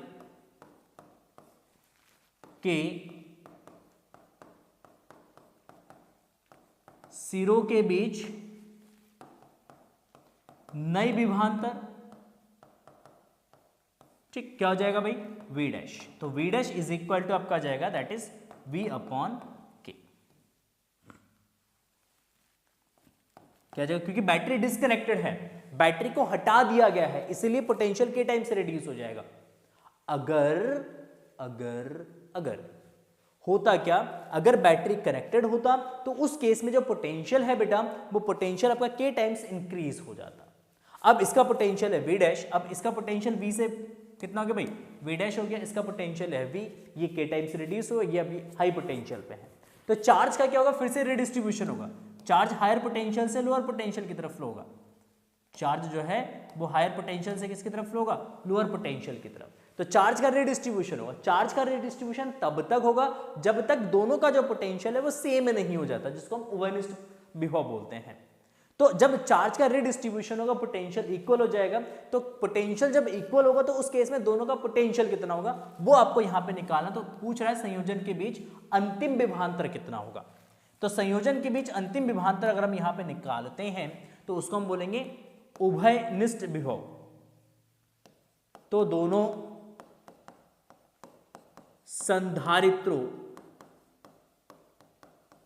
संधारित्रों का उभयनिष्ठ विभव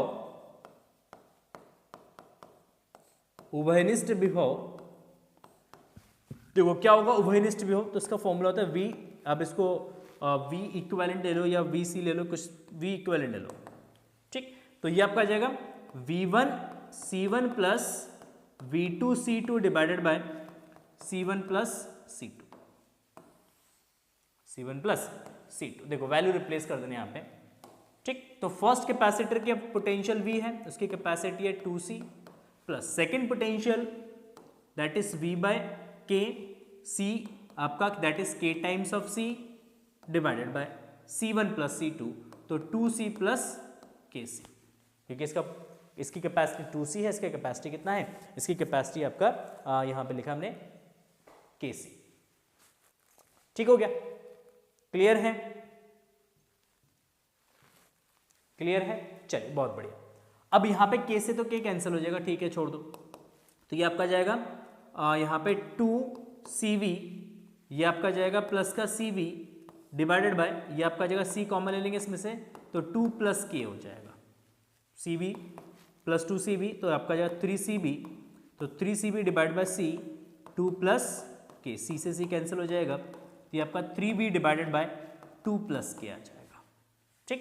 तो V इक्विवेलेंट जो कॉमन पोटेंशियल होगा आपका वो आपका जाएगा 3V divided by 2 plus K, ठीक, 3V प्लस 2 प्लस K, इतना कॉमन पोटेंशियल है। अब इन दो इसका पोटेंशियल भी देखो, फर्स्ट कैपेसिटर इसका पोटेंशियल कितना है, इसका पोटेंशियल V इक्विवेलेंट है, इसका भी पोटेंशियल कितना है भाई V इक्विवेलेंट है। अब आपसे पूछा है संयोजन पर कुल संचित ऊर्जा, कि संयोजन पर कुल कितना एनर्जी है वो आपको कैलकुलेट करना है। तो अब आप ये कैलकुलेट कर लेंगे कैपेसिटर, फर्स्ट कैपेसिटर में कितना एनर्जी है और सेकंड कैपेसिटर में कितना एनर्जी है, और दोनों के एनर्जीज को क्या कर देंगे, ऐड कर देंगे।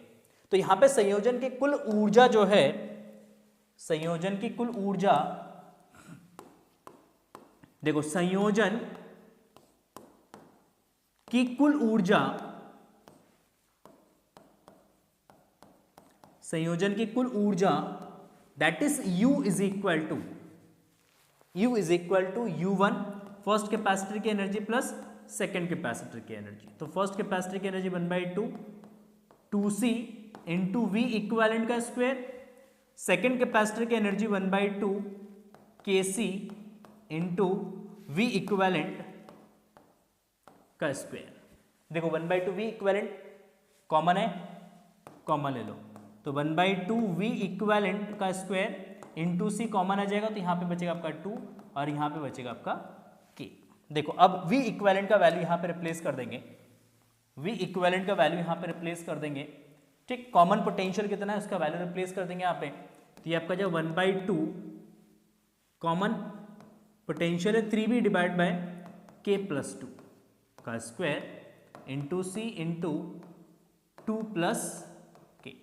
देखो एक बार आप पीछे देख लो V इक्विवेलेंट कितना दे रखा है, V इक्विवेलेंट कितना है, तो V इक्विवेलेंट आपका है 3V divided by 2 plus K, 3V plus 2, 3V divide by 2 plus K। तो यहाँ पे अगर हम बात करेंगे तो इसका स्क्वायरिंग कर लेते हैं, तो 1/2 9V square divided by K plus 2 का square into C into 2 plus K। देखो 2 प्लस K से एक 2 प्लस K कैंसिल हो जाएगा, तो इसको कैंसिल कर देंगे, ठीक। तो बचता क्या है उसको लिख दो आप, तो यहाँ पे बचेगा 9/2 CV square divided by K plus 2, ठीक। तो ये हमारे पास एनर्जी है U। तो इतना एनर्जी अब कैपेसिटर के अंदर टोटल बचा है, इतना एनर्जी कैपेसिटर के अंदर टोटल बचा हुआ है, ठीक। तो that is the total energy, संयोजन के पास इतना कुल एनर्जी स्टोर्ड है। तो बेसिक कॉन्सेप्ट यहां पे किसका यूज करना है कि कैपेसिटर के अंदर अगर हम डाइलेक्ट्रिक स्लैब इंसर्ट कर रहे हैं और बैटरी को हटा दिया गया है तो कैपेसिटी के टाइम्स इंक्रीज होगा, पोटेंशियल के टाइम्स रिड्यूस होगा, चार्ज कांस्टेंट रहेगा, इलेक्ट्रिक फील्ड के टाइम्स रिड्यूस होगा, और अगर हम बात करेंगे एनर्जी तो एनर्जी भी हमारा के टाइम्स क्या होता है बेटा, रिड्यूस होता है। ठीक है, क्लियर है। तो बहुत बढ़िया क्वेश्चंस बोर्ड एग्जाम्स में ये पूछा गया था और बहुत ही बढ़िया क्वेश्चंस है ये। ठीक, आई होप या मैं ये कहना चाहूंगा कि ये एक स्टैंडर्ड लेवल का क्वेश्चन है जो कि बोर्ड एग्जाम में पूछा गया है। तो इस क्वेश्चंस को अच्छे से प्रैक्टिस कर लीजिएगा, क्या पता 2025 में ये क्वेश्चंस फिर से रिपीट कर दे बोर्ड एग्जाम में, है ना। तो बढ़िया क्वेश्चंस है, नोट करिएगा इसको, स्क्रीनशॉट लीजिएगा। ठीक, और इसको एक बार प्रैक्टिस जरूर करिएगा बेटा। ठीक, प्रैक्टिस जरूर करिएगा, इसका भी स्क्रीनशॉट ले लीजिए। और आप लोगों से रिक्वेस्ट है, जिन बच्चों ने वीडियो को अभी तक लाइक नहीं करा है, लाइक और शेयर जरूर कर दे वीडियो को बेटा, लाइक और शेयर जरूर कर दे, और हो सके तो प्यारा सा एक कमेंट सेक्शन में जरूर लिख दे। ठीक, वीडियो कैसा लग रहा है आपको, कौन सा क्वेश्चंस आपको बहुत बढ़िया लगा है, कौन सा क्वेश्चंस आपको समझ में नहीं आया, किस टाइप के क्वेश्चंस आपको चाहिए, किस टॉपिक पे वीडियोस चाहिए, न्यूमेरिकल्स के वीडियोस लेके आऊं, अनसॉल्व करवाऊं, जो भी वटेवर आपके दिमाग में चल रहे हैं, जो भी आपकी नीड है, आप कमेंट सेक्शन में जाके लिख सकते हैं। आज के सेशन का लास्ट क्वेश्चन है, आज के सेशन का लास्ट क्वेश्चन है अथवा में, क्वेश्चन नंबर 9 के अथवा में पार्ट है। वैसे तो क्वेश्चंस बहुत बार हम लोग डिस्कस कर चुके हैं, फिर भी मैं यहाँ पे लिख देता हूँ। देखो, वैद्युत फ्लक्स की परिभाषा दीजिए, वैद्युत फ्लक्स की परिभाषा आपको लिखना है और उसका मात्रक बताना है।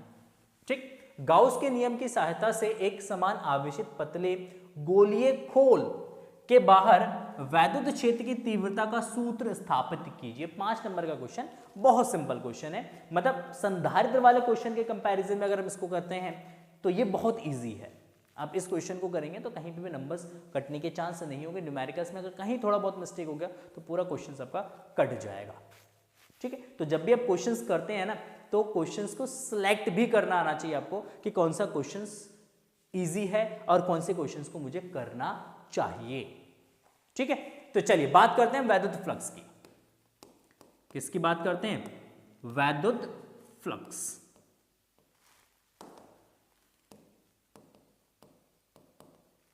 ठीक, इलेक्ट्रिक फ्लक्स, शॉर्ट में हम इसको फ्लक्स बोलते हैं। क्या होता है इलेक्ट्रिक फ्लक्स? तो इलेक्ट्रिक फ्लक्स होता है किसी पृष्ठ के लंबवत वैद्युत क्षेत्र में,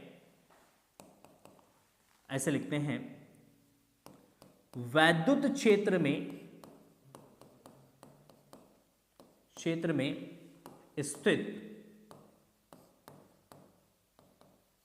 किसी पृष्ठ के अभिलंबवत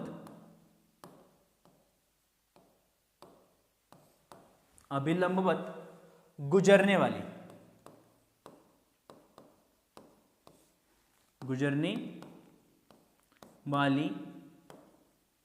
कुल वैद्युत बल रेखाओं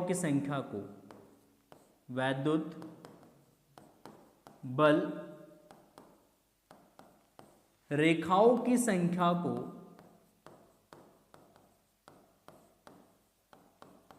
को वैद्युत फ्लक्स कहते हैं। वैद्युत फ्लक्स कहते हैं। क्या कह रहे हैं कि वैद्युत क्षेत्र में स्थित किसी पृष्ठ के अभिलंबवत, किसी भी पृष्ठ के अभिलंबवत गुजरने वाले कुल वैद्युत बल रेखाओं की संख्या को हम क्या बोलते हैं? वैद्युत फ्लक्स बोलते हैं। क्या बोलते हैं भाई? इलेक्ट्रिक फ्लक्स बोला जाता है। ठीक हो गया, चलिए बहुत बढ़िया।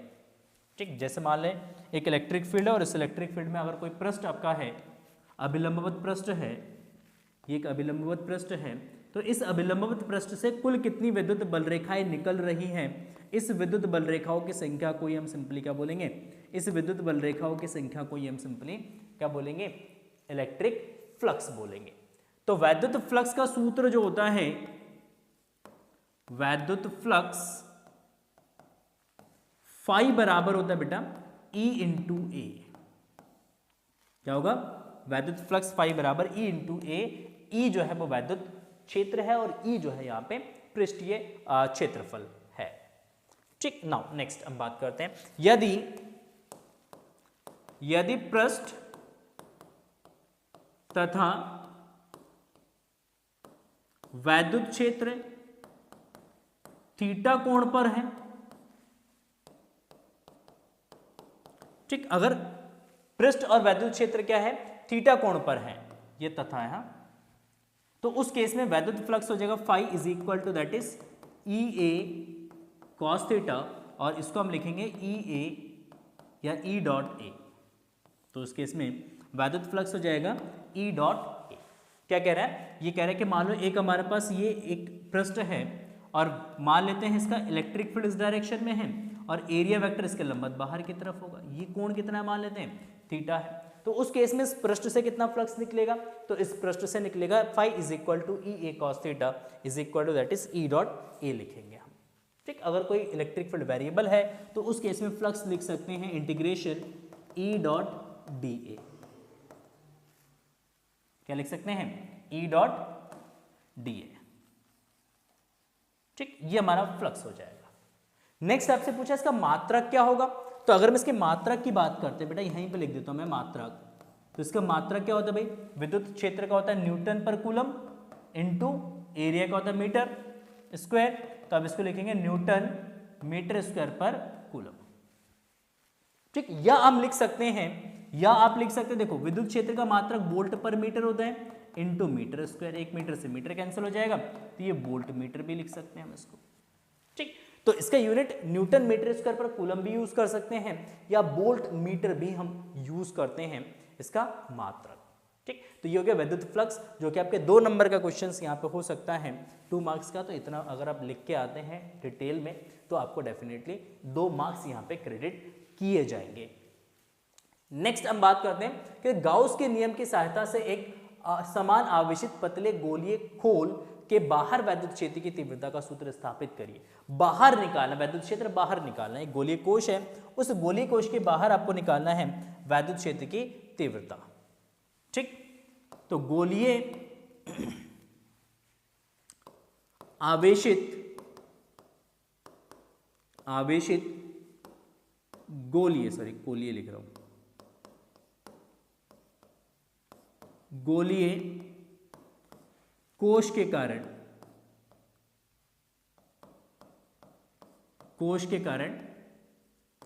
वैद्युत क्षेत्र कहां निकालना है, कोश के बाहर निकालना है, बाहर बिंदु पर निकालना है।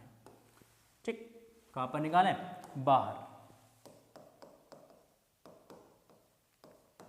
बाहर बिंदु पर। ठीक, एक्सटर्नल पॉइंट पे निकालेंगे। सुनो, लेट सपोज हमारे पास एक गोलीय कोश है।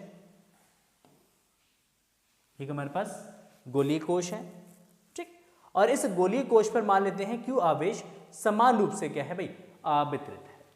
ये गोलीय कोश है और मान लेते हैं इस गोलीय कोश पर क्यू आवेश जो है वो समान रूप से क्या है भाई, वितरित है।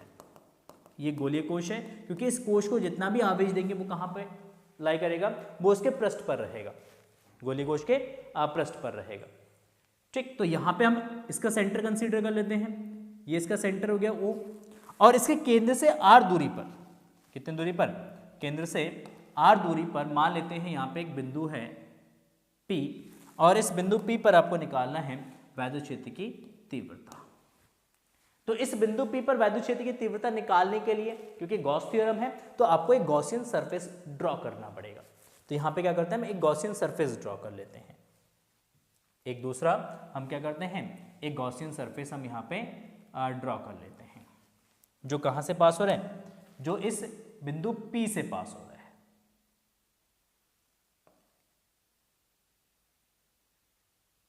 ठीक, इस तरीके से, ये थोड़ा सा ऊपर नीचे हो गया, ठीक है, आप उसको कर लीजिएगा।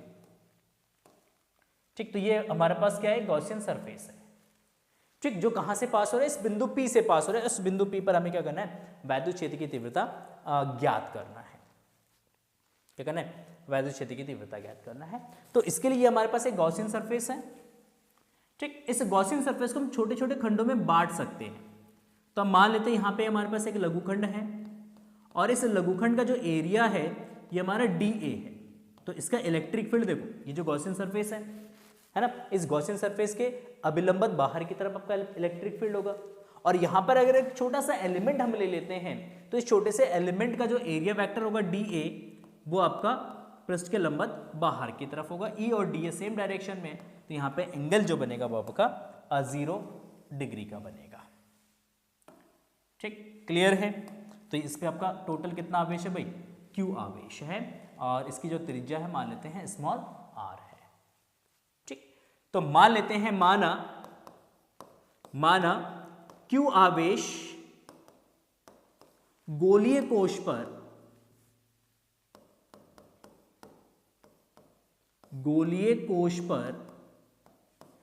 एक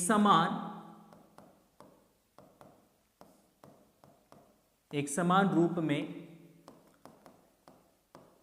वितरित है। ठीक, और मान लेते हैं माना O से P तक की जो डिस्टेंस है ये आपका कितना है भाई, r है। ठीक, तो सबसे पहले हम यहां पे ये कैलकुलेट करते हैं कि जो एक छोटा सा एलिमेंट हमने यहां पे कंसीडर किया है, इस एलिमेंट, अरे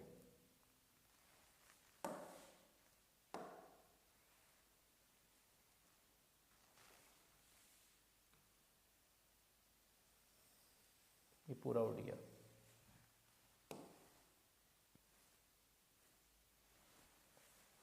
ठीक है, तो सबसे पहले हम ये कैलकुलेट करते हैं ये छोटा सा जो एलिमेंट हमने लिया है, इस लघुखंड से कितना फ्लक्स पास हो रहा है। ठीक, तो सबसे पहले हम निकालेंगे, अतः DA लघुखंड से बद्ध फ्लक्स कितना होगा, तो फ्लक्स हो जाएगा आपका phi d phi, that is equal to E dot DA। तो E डॉट DA, तो हम इसको लिखेंगे E DA cos थीटा, क्योंकि डॉट प्रोडक्ट हटाएंगे तो क्या आएगा बेटा, cos थीटा, और थीटा कितना यहाँ पे, क्योंकि दोनों सेम डायरेक्शन में है, तो थीटा यहाँ पे 0 डिग्री है, तो थीटा हम ले लेंगे यहाँ पे 0 डिग्री, तो E DA cos 0, तो ये आपका आ जाएगा d phi is equal to आपका आ जाएगा E डॉट DA आ जाएगा। तो ये तो हो गया सिंपली इस छोटे से एरिया से कितना फ्लक्स पास हो रहा है, हमें पूरे सरफेस का निकालना है। तो पूरे सरफेस का कितना फ्लक्स पास हो रहा है पूरे सरफेस से, तो संपूर्ण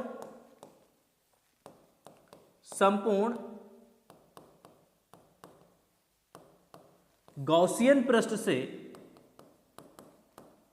बद्ध वैद्युत फ्लक्स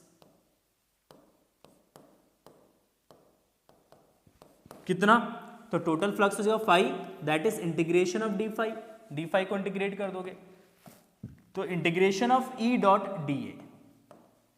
देखो इलेक्ट्रिक फील्ड इस गॉसियन सरफेस के हर एक पॉइंट पर सेम होगा, क्योंकि ये सेंटर से r डिस्टेंस पर है, तो E कांस्टेंट होगा, तो E को बाहर ले लेंगे, तो flux phi is equal to E बाहर आ जाएगा, इंटीग्रेशन DA बचेगा, और इंटीग्रेशन DA का मतलब हो गया कि गॉसियन सरफेस का कुल पृष्ठीय क्षेत्रफल, तो ये आपका जाएगा 4 पाई r स्क्वायर, क्या जाएगा 4 पाई r स्क्वायर। नाउ हम यहां पे यूज करेंगे गॉस प्रमेय, तो गाउस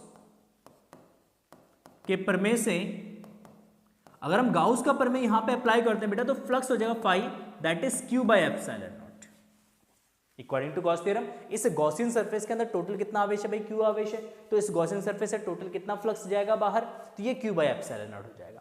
तो यहाँ पे फाई का वैल्यू रिप्लेस कर देना, तो फाई इज इक्वल टू आपका जाए E into 4 pi r square is equal to Q by epsilon naught, Q by epsilon. तो यहाँ से E आ जाएगा बेटा आपका, that is 1/4 pi epsilon naught Q upon r square, Q upon r square.